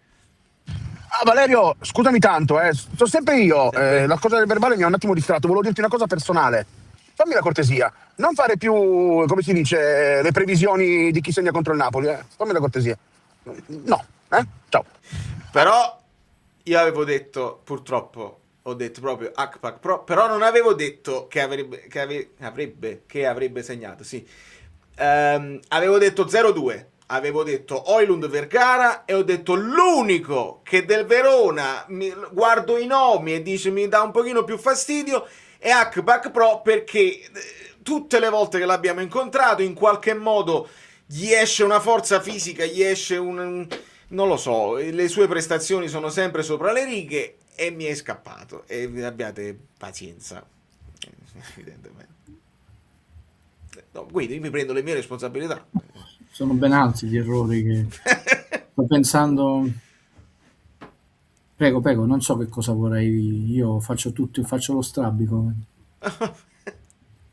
Amici Bellini, amiche Bellini, buonasera. Sicuramente la partita è andata bene, abbiamo vinto e con l'emozione finale, anche con il buon Lukaku che non ha fatto altro che piangere e indicare il cielo per il papà, è stato sicuramente molto emozionante. Io che ho perso la mia mamma in ottobre, è stato molto emozionante anche questo. Voglio solo dire una cosa, non so chi l'ha visto, ma c'era un fuorigioco attivo-passivo di Frese sul gol dell'1-1 di Verona. Marelli dice che dipende dall'arbitro la decisione, ma come? Io poi dopo guardando i replay si vede benissimo che Frese ostacola Højlund, gli dà pressione, quindi più attiva di così la sua posizione, e quindi anche qui mi dispiace, Colombo non mi era tanto dispiaciuto, cioè era stato il meno peggio delle ultime partite. E niente, anche qui c'è stato un grave errore secondo me, che poi il VAR ha fatto un check ma non ci hanno fatto capire niente anche lì. E poi l'altra cosa, non abbiamo proprio rivisto la questione del fallo su Buongiorno che ha generato il calcio d'angolo, non si è proprio visto, ci ha fatto vedere un replay, niente. Quindi niente, l'importante è che abbiamo vinto e continuiamo così e la dobbiamo svangare fino a fine campionato. Gli abbiamo detto queste cose proprio sul fuorigioco e io mi lamentavo della mancanza totale del replay sul, chiamiamolo, presunto fallo, è un replay ma solo uno e non da tutte le posizioni possibili e immaginabili. Poi il VAR degli arbitri ha detto va bene così, però è l'opinione di un collaboratore esterno, non è il giudice Cassazione che tu dici io non ce l'ho l'intervento stando io su Paramount Plus, l'intervento di Marelli non ce l'ho. E se aggiungo, visto che la regia è globale, perché la regia della partita sulle varie piattaforme non la decide Paramount Plus, la regia è globale, loro lanciano il segnale. Quindi poi gli interventi di Marelli sono ad persona, nel senso ogni piattaforma ne ha uno diverso. Se la regia non manda quello che il VAR sta facendo il check, cioè quello di cui il check si sta occupando, io non lo vedo qua. Quindi leggo check in corso e non vedo cosa stanno controllando. Solo nel caso in cui la regia decide di mandarlo, io vengo a sapere che stanno controllando il fuorigioco. Tant'è vero che io l'ho completamente perso come episodio e non lo vedete neanche in reaction, perché vi chiedo che cosa avete controllato e lo scopro solo perché me lo dite voi e perché me l'ha detto Guido all'inizio. Però diciamo non siamo stati resi edotti quanto necessitava l'episodio, visto che hai sentito solo la voce, può anche dipendere. Cioè io questa cosa da studente, insegnante, divulgatore proprio continuo a dire che non ha senso, perché tu insegni le cose, insegni la regola, fai vedere le regole, c'è l'errore, se tu nascondi tutti gli episodi controversi, come facciamo a imparare? No, proprio da un punto di vista culturale, non è il Napoli, è sempre il New Team, Ollie e Benji, Mark Lander, ok? Così togliamo di mezzo, falliti, di 18 anni. Però si impara perché dice, vedi qua tu hai sbagliato, il bambino mette la mano vicino alla pentola, sente il fuoco, la mamma gli ha detto non mettere la mano perché scotta, poi ricorda, scotta la parola della mamma, il dolore che ha provato impara, ma si impara, tu tranne rari casi, no? C'è qualcuno che nasce con l'orecchio assoluto, il genio, però a scuola ti insegnano prima le moltiplicazioni, poi le frazioni, poi fino all'inferenza statistica, cioè non impari da solo, prima ti devi aprire la regola, poi facciamo gli esercizi. Noi nel calcio abbiamo fatto questa cosa, e il razzismo no, e l'episodio controverso no, e quello no, e quello no, non vedo l'utilità, perché dovrebbe essere il contrario, no? Ho detto, più cose impariamo, più consapevolezza abbiamo e meno volgarità noi possiamo mettere nel mondo del calcio. Più la fai dicotomica e di pancia, non sto dando una giustificazione, no? Però è ovvio, io come posso aumentare il livello culturale? Aumento il livello culturale spiegando le cose ogni giorno, poi qualcuno sarà sempre, se non ci sarebbero determinati personaggi, Lanzo della Monnezza, quelli che devono sempre offendere la nave, quelli là si sono costruiti una carriera così. Però sui grandi numeri seminare bene qualcosa porta. Se io occulto. Secondo voi l'anno prossimo si prosegue con questo schema di gioco o si ritorna al 4-3-3? Sinceramente la costruzione a 4 con i terzini in mezzo al campo era molto efficace. Io spero 4-3-3, sinceramente. Soprattutto recuperando Neres, recuperando Di Lorenzo. Io aggiungo, se punti su Santos, secondo me Santos è più efficace con i due larghi. Un nuovo, forse anche potrebbe diventare, speriamo, ancora più forte di Lozano, no? Però quel tipo di giocatore che ha quella gamba lì mi sembra uno che riesce ad andare fino in fondo, anche se oggi ha avuto più difficoltà, però c'era la gamba forte per fare e anche la personalità di provarle 2 o 3 volte, anche se sbaglia il primo dribbling ci riprova. Però nel frattempo avremo imparato altre cose, quindi non dipenderemo, se c'è una squalifica, da un solo sistema di gioco. Assolutamente perché sì. La risposta è che noi abbiamo molti più giocatori per adattare meglio le loro qualità a quello sistema di gioco. La risposta è facile, però Conte è riuscito, perché ovviamente noi in questo momento in realtà è proprio il sistema che ci penalizza di più, perché non abbiamo tanti difensori centrali e sono tutti impiegati, perché Oliveira ha pure piantato nell'Uruguay, quindi quando Conte dice noi stiamo raschiando oltre il fondo del barile, è vero, perché si sono dovuti piegare a qualcosa che non avevamo manco provato a inizio campionato, era proprio quello che uno almeno aveva abbandonato, Somai era 4-2-3-1, questo 4-1-4-1, però non a 3 la difesa. È come cominciamo l'anno scorso. Quindi Dovrebbe essere quello, però vediamo. Qua uno poi metti che sbagliamo, ci dicono avete sbagliato. E vabbè, ma qua è un secondo voi, se torna De Bruyne adesso, secondo me pure si cambia, cioè poi è capace, perché poi sono i giocatori che ti portano a fare delle scelte. Buonasera amici bellini, buonasera Valerio, buonasera Guido. Non parlerò della partita perché tanto l'avranno già detto tutti prima di me, ma Smart. un appunto sui tifosi del Verona. Sono stati capaci di superare se stessi, noi li conosciamo, ma sono stati capaci di fare 90 minuti di cori contro Napoli. Quando è stato ammonito Conte, l'hanno chiamato figlio di Giulietta, per capirci, più e più volte. Lukaku ha fatto un errore, hanno fatto il coro ciccione, ciccione.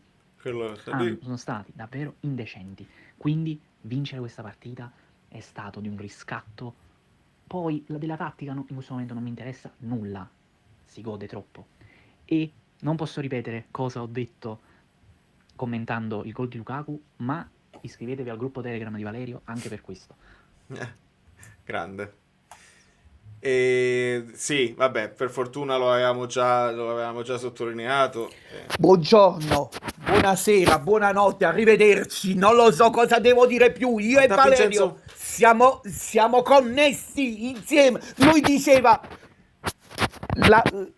andatevi a sentire la reaction. Andatevela a sentire. Io me la sentivo come lui che segnava Lukaku. Grande. Forza Napoli! Che bellezza. Saremo io e te, a così sarà sempre sì. Godo.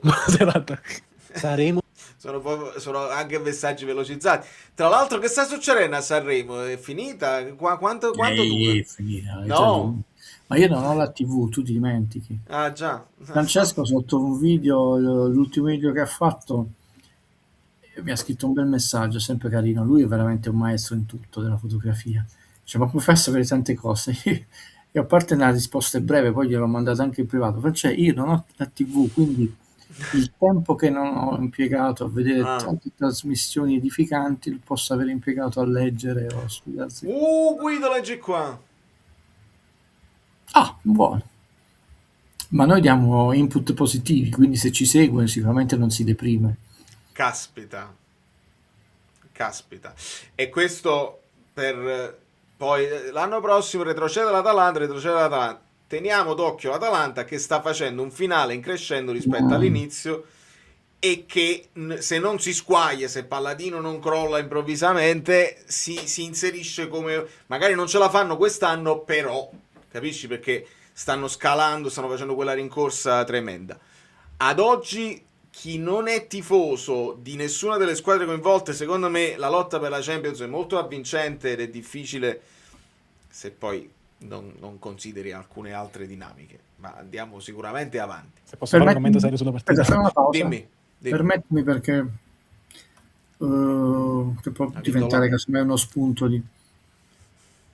I risultati in Champions, da me, visto che mi rompono le scatole, ma pure io dissi che noi avremmo vinto lo scudetto di Spalletti, vabbè, ho letto un messaggio, non voglio manco polemizzare. Io dissi che avremmo fatto schifo, perché il sistema italiano, farei troppo lungo, ma non perché sono gufo, io proprio nella vita odio i gufi, odio gufare, cioè. E dissi, non è che ti può andare sempre bene l'Inter, che i sorteggi facili, il Bayern Monaco sente 8 giocatori, perché è molto scadente il sistema. Non nobilita la Champions del Napoli, ma la contestualizza.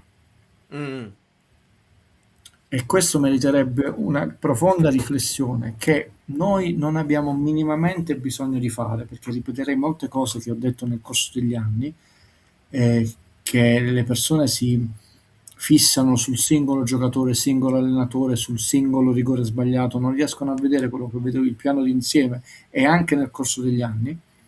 E tu non risolvi adesso se calci Gattuso, se calci Conte o se calci Rocchi, poi non è il termine che usa Guido, però dovete cacciare, no? Uso impropriamente un termine nel senso che in italiano è corretto, ma pure questo cacci, se diciamo finisce prematuramente l'incarico nella carriera, pur con tutti gli infortunati, pur come si chiama, comunque il sistema Italia contestualizzato nel sistema Europa. A me sta favola che il Francoforte non equivaleva a un Torino, mi dovete convincere, cari colleghi. ma lo dovete spiegare calcisticamente il perché.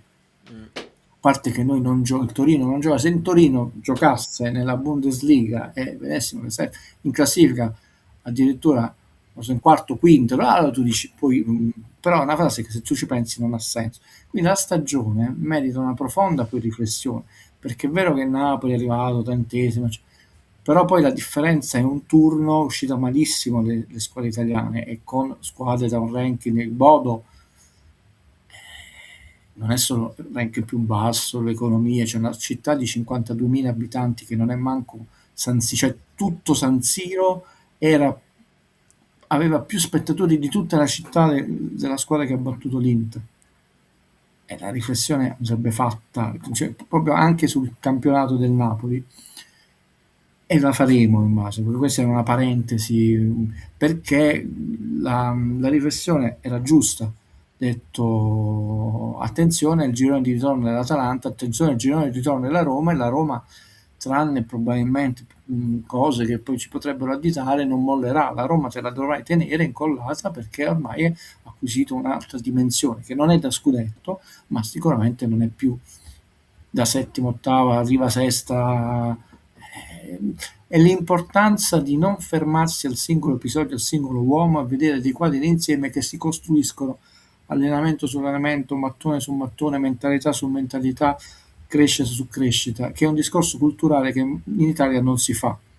D'altronde, e chiudo, ci sono tantissime statistiche che possiamo vedere, non valgono nulla, non è il problema dei chilometri, è il problema di come fai quei chilometri, qualitativamente, quantitativamente, a che velocità, e mi sembra che noi dei 5 campionati siamo il campionato con la più bassa intensità negli ultimi 24 ore, e quindi Napoli può fare pure 132 km come l'Inter, ma quanto è l'intensità media nella partita, quanto negli ultimi mesi, e noi siamo quinti, decimi, quinti, ottavi, lì i discorsi sono sempre molto più generali. Scusa questa parentesi. No, assolutamente no. Risponde ad Antolos: più nevica fuori, più fa caldo dentro. Non lo posso nemmeno. Non lo posso nemmeno. No, anzi, le luci. Poi io mi chiudo dentro per non disturbare. Lukaku ha postato la foto del papà con lui da bambino, dove ha dedicato il gol. È commovente. Voglio dire che mi ha ricordato molto Udinese-Napoli, ma a livello proprio di volontà. Cioè, stasera, sì, quel poco. Ci mancava proprio la forza, cioè non la volontà, proprio la forza. Quando tu ti dovresti svegliare lunedì mattina, ti svegli comunque, ma non ce la fai proprio a camminare, capito? E con l'Udinese hai perso, perché l'Udinese è una squadra, capito, molto più attrezzata, forte e tutto. Col Verona è Inter che fanno schifo. Stasera è stato l'avversario. Se ci stava Napoli-Milan stasera, vediamo 4 palloni, ci devo andare a dormire. Comunque, godo di no. No, questa era la riflessione che avevamo fatto anche all'inizio. Insomma, il Verona è ha veramente poche qualità, specialmente anche con le. E noi abbiamo giocato decisamente meglio all'andata e lasciamo perdere. Il fatto dell'accostamento con l'Udinese è interessante perché è lo specchio di questa stagione, dove è evidente che è mancato qualcosa, togli gli infortuni, togli gli arbitri, no? È mancato qualcosa a livello mentale, che avere la costanza di avere un rendimento medio-alto per più partite. E quindi tu, scusa Valerio, hai visto a volte troppa differenza. Cioè se tu pensi alle 2 partite con l'Inter, con un Napoli ampiamente rimaneggiato, soprattutto la seconda partita, quella a Milano, e la partita con l'Udinese, non dico manco quello col Bologna. La prima partita venivi dalla scoppola, e la differenza non solo di intensità di gioco, ma di qualità è abissale, ed è la stessa squadra. E noi quest'anno abbiamo avuto dei cali di tensione tra una partita e l'altra, e a volte anche all'interno della stessa partita, che meritano una riflessione se noi vogliamo provare a crescere come canale. E qual è il punto? Che quest'anno li abbiamo pagati tutti a caro prezzo. Non ci sono partite, ma vedi, l'anno scorso l'avremmo persa e invece le pareggiamo. No, li abbiamo perse. Però è evidente che ci sono stati dei cali notevoli è fondamentalissimo, scusate questo superlativo assoluto bruttissimo da sentire, l'avevano segnalato prima Francesco. Anche che perché stiamo- ne abbiamo persi tanti, stiamo partendo da meno 10, oggi andiamo a meno 8. Esatto. Quindi va sfruttata la possibilità di risalire, perché poi ti avvicini a quel 39 che io penso che la Juve non potrà mai arrivare a 78, mi stupirei. Se arriva a 78 significa che batte anche altre squadre in lotta per la Champions. Voglio mandare un abbraccio e un saluto al papà di Valentina, che evidentemente non è un fan accanito del canale, magari non ci ha mai seguito. Però Valentina si è trovata nella brutta situazione di dover spiegare al papà che il papà si aspettava Anghissà in campo. Guido. Perché avrà sentito distrattamente, ha detto quello si è allenato, ha giocato l'amichevole, eccetera, eccetera, e purtroppo se qualcuno cerchia le date in rosso e ci imboccano cose così, altri l'informazione globale, e purtroppo si trovano che poi ci restano male, dici ma come? E quindi Valentina si è trovata nella condizione a dire quello non torna, cioè se torna. Io sono dispiaciutissimo per la stagione di Anghissà, perché umanamente è un giocatore che ci ha preso molto, poi alcuni si arrabbiano nel fatto dei ciabatte, però qui interviene lo zio Guido che diceva ragazzi anche in ciabatte vedrete che quando è un giocatore che si sente, tant'è vero che Napoli sta prendendo più gol, il suo filtro al centrocampo, quindi anche un Anghissà in ciabatte è sempre meglio averlo che non averlo. Poi quando non sta in ciabatte si mette le scarpe e addirittura si riallaccia. Quest'anno non ci potevamo proprio lamentare perché lui le ciabatte le ha lasciate chissà dove, sotto il letto, perché Stava facendo i gol che non faceva. ma a parte il gol, lui è stato eletto 5 partite o 4, ma potrei sbagliare, il miglior partita e poi il giocatore del mese della Certo. E quindi le prestazioni erano di alto livello. Umanamente è un giocatore che ci piace tantissimo, no? La sua spiritualità, questo attaccamento particolare non solo alla maglia, alla città, tutta la parabola del piccolo Daniele che l'ha accompagnato l'anno scorso è stata bellissima, perché col cacchio che mi dicessero Guido conta solo la maglia, no? Siamo esseri umani, perché sennò appunto c'è quello che provoca in TV e ha lo stesso valore di Gandhi, no, è una cosa che io non accetto. Quindi, cavolo, la sua assenza e sono tantissime partite, quindi mi piange il cuore. E io ve l'ho già detto, è la ragione per cui nacque quello specchietto. Quando io sentivo colleghi che dissero no, sta tornando, ma che avete bisogno? E ridevano. E a me il mio cuore è come se me l'avessero proprio fatto sanguinare. Perché ho detto non solo noi non ce lo stiamo godendo, non solo come ma ci sentiamo pure queste balle, ma ovviamente c'è chi ci crede, no? Perché tra l'altro sono non so quante settimane che è cerchiato in rosso. Sono finiti tutti i pennarelli rossi dalle carte librerie. Ne è rimasto uno a me perché io non lo uso. Guido, ma se il quando è fondamentale nello sport, perché utilizzi la classifica Guido che confronta due gironi potenzialmente completamente diversi in termini di forma fisica e organico della squadra? Io c'ho un sacco di parametri per vedere e calcolare. Io ho fatto un calcolo che noi più di 77 punti non abbiamo fatto quest'anno, quindi non puoi sapere tutto quello che balena nella mia mente. È un calcolo molto raffinato perché poi quando mancano 10 partite ci sono tutta una serie di incroci che ti fanno capire che più di tanto le altre squadre, perché voi valutate sempre solo il Napoli, sempre questo maledetto, non posso dire, no, noi diciamo i portici, se no lo diciamo in volo. E invece il campionato è fatto da 20 squadre. Io mi trovo bene. L'anno scorso ho sbagliato una squadra delle prime 10 nei miei casi, quindi una su 10 tutto sommato è andata bene, che messaggio provocatorio. Quindi lo trovo molto utile come uno dei parametri di riferimento per farmi capire l'andamento del girone di ritorno e qual è la potenzialità massima di una squadra. Siccome me lo conferma ogni anno e mi trovo bene, se fosse totalmente sbagliato io ti direi guarda mi sono accorto che è proprio una cretinata. E invece mi conferma, soprattutto poi quando cominci a vedere le altre squadre, ma è sempre una questione di vedere l'orizzonte finale. Tant'è vero che poi uno dice 11 finali, ma se tu hai accumulato tanto ritardo, anche se poi alla fine le vinci tu, te scopri che poi hai fatto meno punti del girone. La gente pensa sempre che poi sia infinito, non si fa questi due calcoli matematici, 3 più 3 più 3 più 3, e non riesce a capirlo. Cioè, ma voi mancano 11 partite, voi quanti punti pensate possa fare il Napoli? Mica lei può vincere tutti 11. Noi ci siamo fatti i calcoli nella setta, eccetera. E quello è. I 77 di Guido non si raggiungeranno, speriamo di fare 74 e basteranno. Aveva detto che tu le vinci tutte, ma un'altra sconfitta la vuoi fare? Altri due pareggi li vuoi fare? Ragazzi, Basta vedere anche l'andamento, insomma, si vede che non è una squadra che sta schiacciando no, il l'avversario. fatto della classifica Guido ti fa capire effettivamente se. Infatti l'Atalanta è veramente pericolosa perché ha una classifica Guido altissima in questo momento.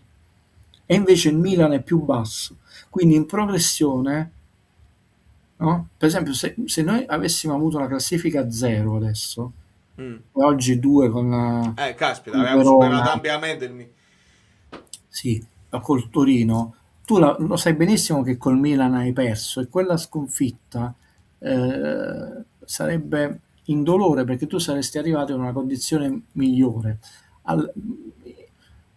Se tu arrivi bene col Milan puoi anche pareggiare, non fa niente che poi nella classifica Pulsar loro hanno 4 punti e un punto, ma sono ulteriori a 2 punti del Milan che in questo momento è molto indietro nella classifica, non contro il Napoli. Comunque e il punto è che bisogna fare i calcoli con tutte le squadre, vedere tutti gli incroci e vedere le partite che ti mancano e in quelle partite come è stato il loro girone di andata. È un lavoro molto noioso da fare perché uno ci deve perdere tempo, è molto più facile invece dire 11 finali, Anghissà sta tornando, i social fanno tutti schifo, avete spaventato le persone, so che è uscito un articolo del genere, te la cavi facilmente, alla fine le cose degli arbitri si equivalgono, non esiste la Marotta League, eccetera, eccetera. Basta usare frasi di linguaggio assolutamente banale e comune e invece perdere mezz'ora della propria vita, un po' di più di mezz'ora della propria vita e fare centinaia di calcoli matematici che non interessano a nessuno. A me piace però.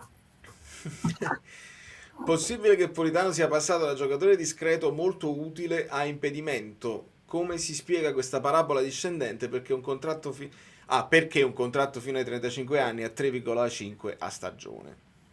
Perché è un bravo procuratore che a De Laurentiis ha sempre strappato, perché i suoi giocatori tutti li ha confermati, anche Mario Rui. Poi hanno rescisso, ma Mario Rui aveva un contratto bello lungo con Napoli. Quindi non solo Mario Rui che è andato via, no? Vergara. Mi pare che Mario Rui ha trovato squadra negli ultimi Sì. giorni. Ma noi vogliamo bene Mario Rui. Ah, caspita, il maestro. Il maestro. Guido, ma un Milan fuori dalla Champions è improbabile o possibile? Proprio crollare quella vecchia volpe di Allegri, no, non credo io. Questo rallentamento ci sarà, però ho detto a noi la sconfitta di Bergamo è pesante perché poi potevi stare veramente vicino al Milan, però un po' di calma. Io ti ho detto quelle 3 io non le considero, poi vediamo se ci sbagliamo e facciamoci il nostro campionato guardando la Roma. Sostanzialmente in questa classifica se perdi tanto al girone d'andata al ritorno le sconfitte diventano una formalità indolore. No, però non è così banale, nel senso perché tu poi comunque meno di un certo punteggio non puoi fare. No, mi fa piacere che la puoi spiegare ancora meglio perché secondo me è una classifica che non fa nessuno e a me dà una visione d'insieme. Poi non ti dirà per forza quali saranno i punti perché esistono gli imprevisti, Sì, anche l'andamento. ti fa capire se effettivamente se stai andando veramente bene, veramente male, anche in riferimento alle altre squadre, perché nessuno si mette a fare effettivamente il confronto. Cioè, nel senso, tu hai visto, io mi sono divertito con 2 trasmissioni, che cosa hai visto in queste trasmissioni? Vediamo la corsa Champions dove può perdere punti la Juve, il Milan, eccetera, il Napoli, queste 4 partite. Quello è il ragionamento che si è sempre fatto. Oggi si è andata bene, ma noi basterebbe vedere il girone di andata, hai perso punti col Verona, col Parma. Inutile ricordarci anche perché ci fa male. Se scendi sotto i 34 punti te la scordi la Champions League. Quando noi facciamo 28, la corsa di Gattuso che ne fece 43 nel girone di ritorno nel secondo anno, no? Quello di il primo anno non ne fece 43. Quando il primo anno vinse la Coppa Italia, metà anno, no? Quindi innanzitutto tu devi vedere da che punteggio parti, vedi qual è stato il punteggio medio, vedi il più alto, il più basso, eccetera, vedi l'andamento del campionato, hai detto vabbè quest'anno è medio alta, 76-74, quest'anno si sta andando molto alto, cioè, devi vedere non un solo dato, non è solo il dato abbiamo vinto, perso col Verona, sono tantissimi dati, però questa cosa che io capii da piccolino e vidi che aveva una sua utilità. Una persona ha scritto e poi ha risposto Giovanni al posto mio che è una cazzata la mia classifica Guido, che è tutto casuale. No, è casuale il sorteggio del campionato, non la classifica, perché se tu l'andate hai vinto e poi hai perso non è casuale, tu hai vinto, hai fatto 3 punti e poi hai perso, che c'è di casuale? C'è un risultato sportivo, porca miseria. La casualità è come è stato sorteggiato il campionato, e anche quello non è più del tutto casuale perché ci sono dei parametri messi dal computer. Quindi il punto è vedere tutte le squadre, almeno quelle 5-6 che tu ritieni che sono effettivamente in corsa, perché sai che la Lazio è inutile che ti metti la guarda oppure la classifica Guido della Lazio, ma la Lazio è fuori dalla corsa, cioè, no, anche se vinci 10 partite. Esatto, estremizzando, no? Se perdi tanto nel girone La d'andata... Fiorentina sta andando molto bene. sta andando bene, ma ovviamente se sei partito da un'andata disastrosa non è che è utile per vedere se vai in Europa, è utile per vedere che ti salvi, e la Fiorentina probabilmente si salverà perché un pochino il trend ed è utile anche vedere, questo devo capire le persone, che a volte dei risultati che appaiono deludenti non sono così deludenti e penalizzanti. e viceversa. Ad esempio, metti che tu eri in una condizione diversa, avevi più punti, in realtà l'andata avevi pareggiato con l'Inter e al ritorno hai pareggiato con l'Inter. Quel pareggio aveva un valore molto più alto rispetto a quello che hai fatto adesso. Dici sempre uno, Guido? No, nella classifica Guido non è sempre uno, perché in realtà non avevi perso punti. Ovviamente se tu comunque non avessi perso punti col Bologna, eccetera, no? Tu devi valutare che a volte un pareggio che non la regola dei 3 punti viene valutato come quasi una sconfitta. Chiaramente se non ne fai tantissimi è altro parametro che io devo valutare, che tu più di tot pareggi non ti... Ragazzi, è che dovreste entrare nella mia mente e dovete pensare quanti numeri ho, e io so che tu più di 10-12 partite non puoi sbagliare, altro parametro che io devo valutare. Ho detto, quindi se tu ne stai sbagliando troppe, ho detto è divertimento. Sì, quest'anno secondo me 74-75 facciamo gli scongiuri, dovrebbe essere sicuro. E non ho seguito la questione del ranking, se vabbè, l'Atalanta dovrebbe andare il più avanti possibile per darci una mano per gli eventuali 5 posti. Stiamo messi male, perché poi sono meno i punti che ti danno se vanno avanti in Europa League e in Conference League. E quindi non stanno... Vabbè, la Premier è intoccabile. No, siamo messi male perché o l'Atalanta passa, se non passa finisce lì con i punti. Roma vedi, è proprio come un altro forma, no? È proprio come la classifica Guido. Da un lato tu è buono perché hai la certezza che almeno una squadra andrà avanti tra Roma e Bologna, però per il ranking o vince la Roma o vince Bologna, potevano affrontare 2 squadre diverse e perdere tutte e 2, fare 2 sconfitte 0-0, ok, o una vince e una non passa, ma così è sicuro che tutte e 2 non possono fare punti. E infatti, nonostante la sconfitta della Juve, poi vincendo comunque hanno fatto dei punti che hanno aiutato. Guido, chi pensi che retrocederà insieme a Pisa e Verona? Torino e Lecce? L'ho detto da un sacco di tempo. Li affronteremo nelle prossime 2 partite e stanno lottando per salvarsi. Mo' il Torino ha cambiato allenatore. Temo, non che voglio, perché Lecce per una simpatia di squadra, di amicizia, eccetera, lo vorrei vedere sempre in Serie A. Poi una squadra temo. Io ho visto che gli stanno facendo lo scherzetto. Poi bisogna vedere le ultime partite e le porcate che escono fuori. Vediamo le ultime partite, quando poi fanno vincere certe partite strane. Temo, Curiosità. Guido, perché nella classifica c'è prima la Roma e poi il Napoli? Fino a ieri non abbiamo un gol in più? Hanno messo così, l'avevano messa così, l'ho letta in giro e non me la ero spiegata perché non l'ho vista, quindi vincendo aspetto la partita di domani, perché Vabbè, poi allora, amiche e amici, questa cosa qua lo so che vi fa a volte arrabbiare. La classifica finale viene valutata in un modo, quella parziale in un altro a volte. A volte prendono riferimento solo alla differenza reti e non lo sconto diretto. In questo caso tra Napoli e Roma, per esempio, si può già prendere come riferimento lo sconto diretto perché c'è stata sia l'andata che il ritorno. Però non, a volte voi non lo vedete perché non prendono in considerazione perché manca il ritorno e prendono solo i gol. Ehm, io non mi fisserei su questo perché poi vale quella finale ufficiale, perché a volte, possiamo dirlo sottovoce, vengono fatte per antipatia. No, gli amici notano tutto, però non si può dire, se no facciamo i piagnoni. Perché? Mm? Che ho capito, grazie Guido. Continuo a pensare che fosse più interessante quando c'era simmetria tra andata e ritorno, ma apprezzo la Posso dire risposta. una cosa? Non ha portato niente il girone asimmetrico. Pensavano, perché qui posso dire a quella persona che ha scritto quel messaggio, è casuale, perché tra l'altro tu non saprai, a meno che non sei Mago Merlino, quando incontrerò la Cremonese, quanti giocatori, cioè a inizio campionato intendo, no? Fa 2 giornate, puoi fare come Bastoni che si fa ammonire così non salta il derby, però sto dicendo, quando viene sorteggiato il campionato, così cerco di spiegarmi bene, no? Il calendario del campionato, tu non puoi sapere quando affronterai Pinco Pallino, come Certo. sarà il tuo stato di forma, cioè.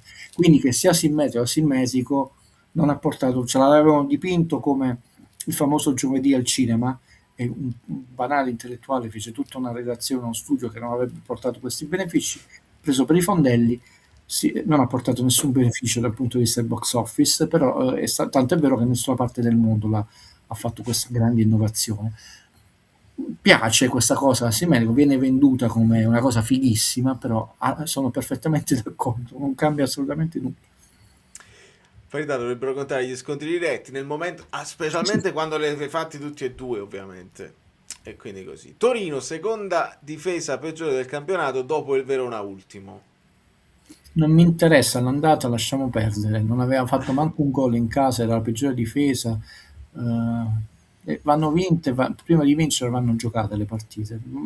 Senza No, ma buffare. questo è un campanello d'allarme secondo me che sta suonando, nel senso che peggio del Verona non c'era niente e comunque l'abbiamo sofferta No, la no, non partita. era polemica, nel senso ragazzi calma, vanno giocate, non diamo per scontate le vittorie, vanno sudate, ma non dobbiamo toglierci di dosso la paura, anche perché non ha senso, perché la squadra ha dei valori tecnici, dei valori morali, non sarà da scudetto perché non vincerà lo scudetto, ma calcisticamente, così vediamo se siamo chiari, Valerio, calcisticamente ha tutte le carte in regola per entrare tra le prime quattro.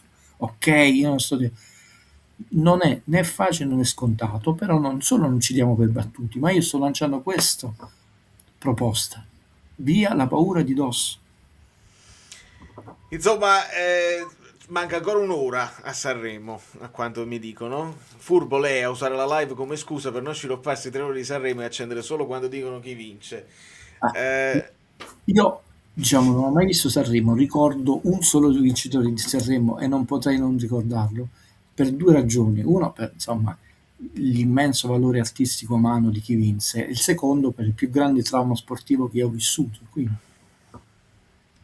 Perché nell'88 vinse Massimo Ranieri, nell'88 1 maggio mi hanno strappato il cuore dal petto. Quindi, come faccio a non poi non so quanti saremo, sono 50, 60, 45 anni, non ricordo nessun vincitore. Uno che avrei ricordato ugualmente se avessimo vinto pure il secondo scudetto subito dopo, per dire. Quindi, però per esempio non ricordo che ha vinto Sanremo nel secondo scudetto, al terzo scudetto e il quarto scudetto, perché uscì un articolo, Vale, la famosa Stampa nel Nord, dopo che vinse Ranieri, dicendo che c'era una sola cosa certa in Italia, quell'anno il Napoli avrebbe vinto lo scudetto, e cominciarono a gufare. E quella cosa io considero che ero un adolescente, mi ha segnato, ho detto non dite, non dite. Tra l'altro io mi sono segnato una cosa, mi sono registrato una cosa che sta girando un pochino Ho molta paura. Vediamo come andrà a finire. Io questa cosa nel frattempo me la sono segnata perché se ci sarà bisogno di parlarne ne parleremo. McTominay l'anno scorso fece 3 gol su 2 partite contro il Toro. Riusciremo quantomeno a portarlo in panchina? Ma fate queste domande a due persone. Questo è un canale ridicolo, come è stato definito, ma fatto da persone serie.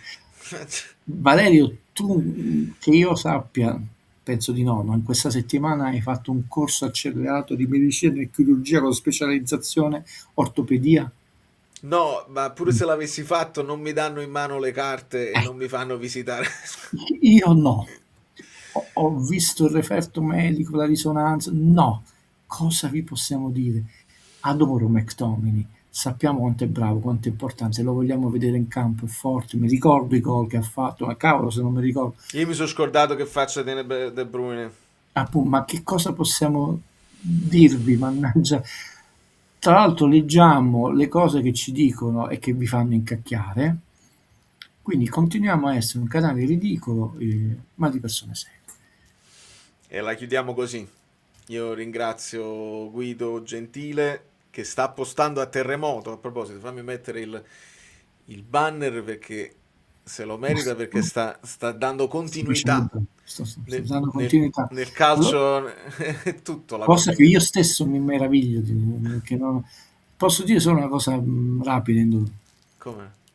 Perché Valerio la sa questa cosa, perché gliel'ho scritta. Io per questo ti ho accolto così. Sì. Che quando era mercoledì, Valerio, che ti ho scritto, ma non potrei ricordarmi male il giorno, comunque prima di giovedì, tra mercoledì e giovedì, tutta questa situazione confusa, ok? Parlo calcisticamente parlando, Certo. Io ho detto, Valerio, mi è venuta voglia di fare un video per divertirmi, sempre dal punto di vista cinematografico, però poi diventava una barzelletta che ogni volta mi viene voglia di fare un video, rimando sta cosa con Marco, poi diventa una mancanza. Oppure ho detto, io non mi posso più presentare da Valerio, dire no, mi è venuta voglia nel film, però sembra che non è vero questa cosa. Allora, sono andato da Marco, l'abbiamo registrato, l'abbiamo postato, però sempre mi è venuta voglia di... Quindi sappiate che il prossimo video, che non vedrà nessuno, su un film che non ha visto nessuno, che è una gran confusione, sarà la nostra risposta colta e beffarda e ironica a questa grande confusione. Intanto musica con Marco, travolti da un insolito destino nell'azzurro mare d'agosto, altrimenti ero la barzelletta che ogni volta. Però nel frattempo mi è venuta un'altra idea, che vi lascio, che però non vi dico di cosa parlerò, che è questa grande confusione. Più fanno confusione, più sparano, e più mi viene voglia di rispondere con bellezza. Quindi vi ho dato un'anticipazione che manco Valerio sa, nessuno può indovinare, manco mio fratello. Quando glielo dirò, già so che mio fratello dirà, ma tu una cosa commerciale ogni tanto la vuoi? Ti ho detto che devi fare il film, quello di ping pong, perché adesso tutti i ragazzini lo stanno vedendo e mi prenderò la cazziata. Un abbraccio alle amiche Bellini, agli amici Bellini, e non cadete in provocazioni. Importante, non createvi problemi inutili. Un abbraccio. Corretto Guido, e lo ribadisco perché ve l'ho detto più volte negli anni, insomma, di mantenere sempre la calma, perché a volte è una provocazione fatta di proposito, che alcuni dell'ambiente hanno capito come funziona il giochino e hanno capito e provano proprio a monetizzare sui commenti fatti di impulso. Non sapete quante volte mi viene a me quando vedo per esempio anche, ma non solo gli addetti ai lavori, anche i tifosi ti fanno perdere la pazienza perché scrivono cose notoriamente, cioè non notoriamente, con chiara ed evidente malafede, nel senso, come fa questo a non essere rigore? Magari non si sfiorano nemmeno, però lo scrivono perché porta una reazione, e l'unica reazione che ti viene, ma sei un imbecille, ipotetica, che però non devi mai scrivere, perché se la scrivi poi dopo uno si può svegliare, può decidere di monetizzare, fanno gli screenshot, lo riportano alle sedi di competenza e arriva magari una carta a casa e magari i vostri genitori la aprono e i genitori hanno una preoccupazione inutile che si potevano risparmiare. Insomma, state veramente attenti, lo so, è difficile mantenersi. in quel momento magari fate voi lo screenshot e mandatelo a me e condividiamo e ci sfoghiamo in privato tra di noi in modo tale da non rischiare nulla.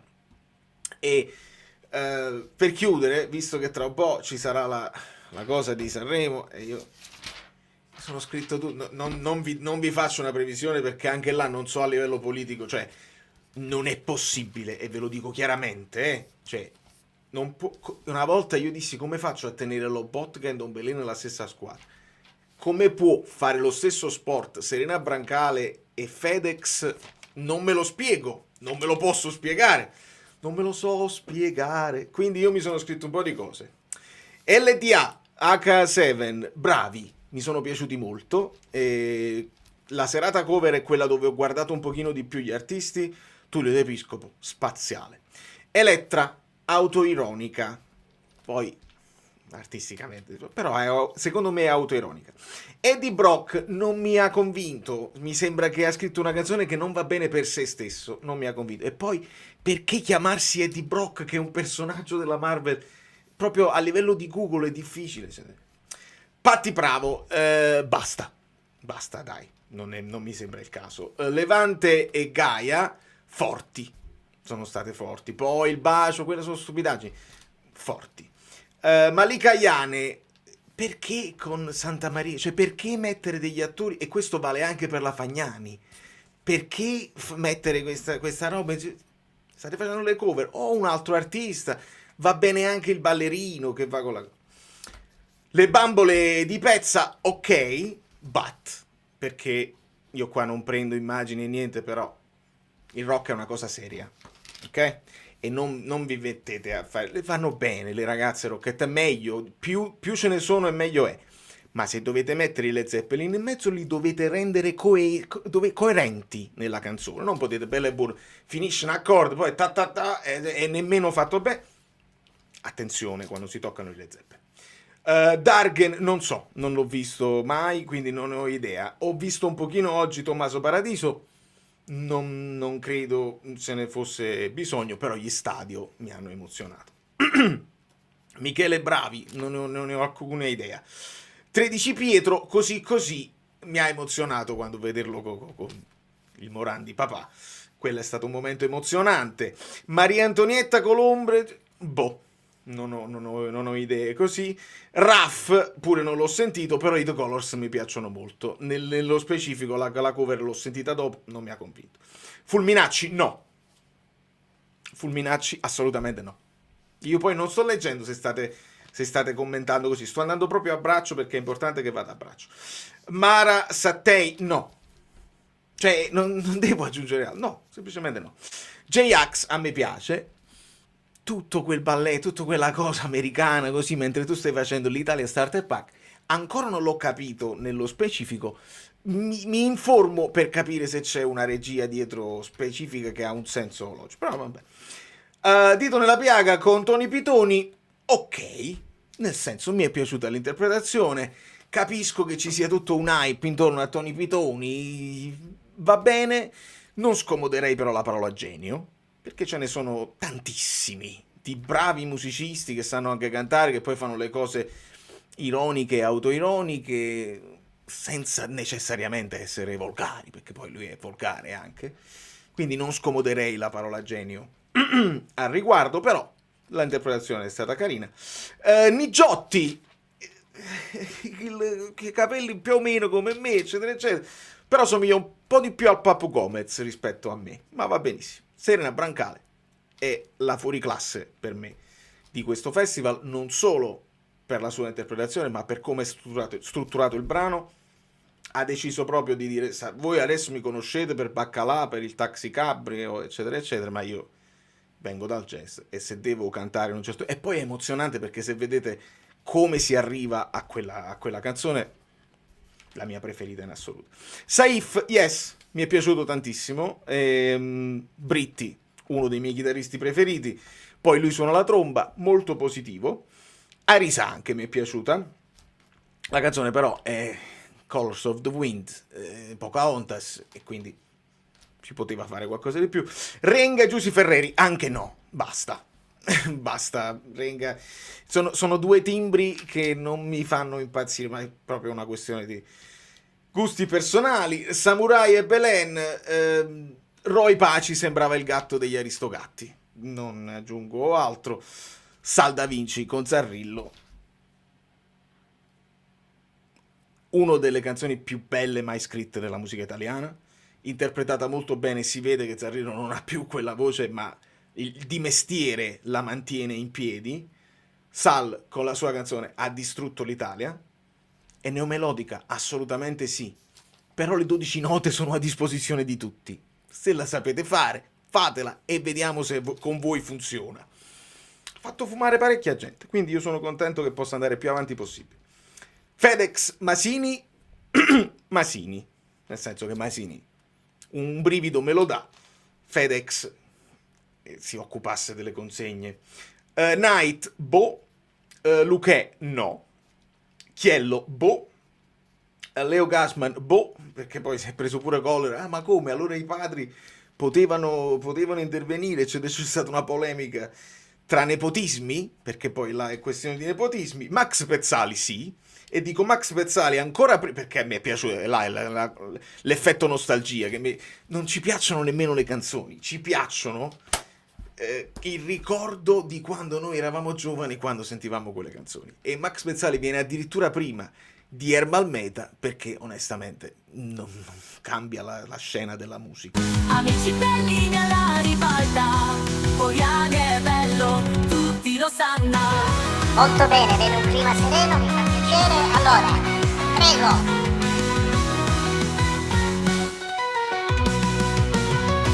Allora, abbiamo finito, grazie e buona serata a tutti. Andiamo. No, vogliamo restare ancora un pochino. No, sto scherzando. Sembra quasi che sai, poco. Allora.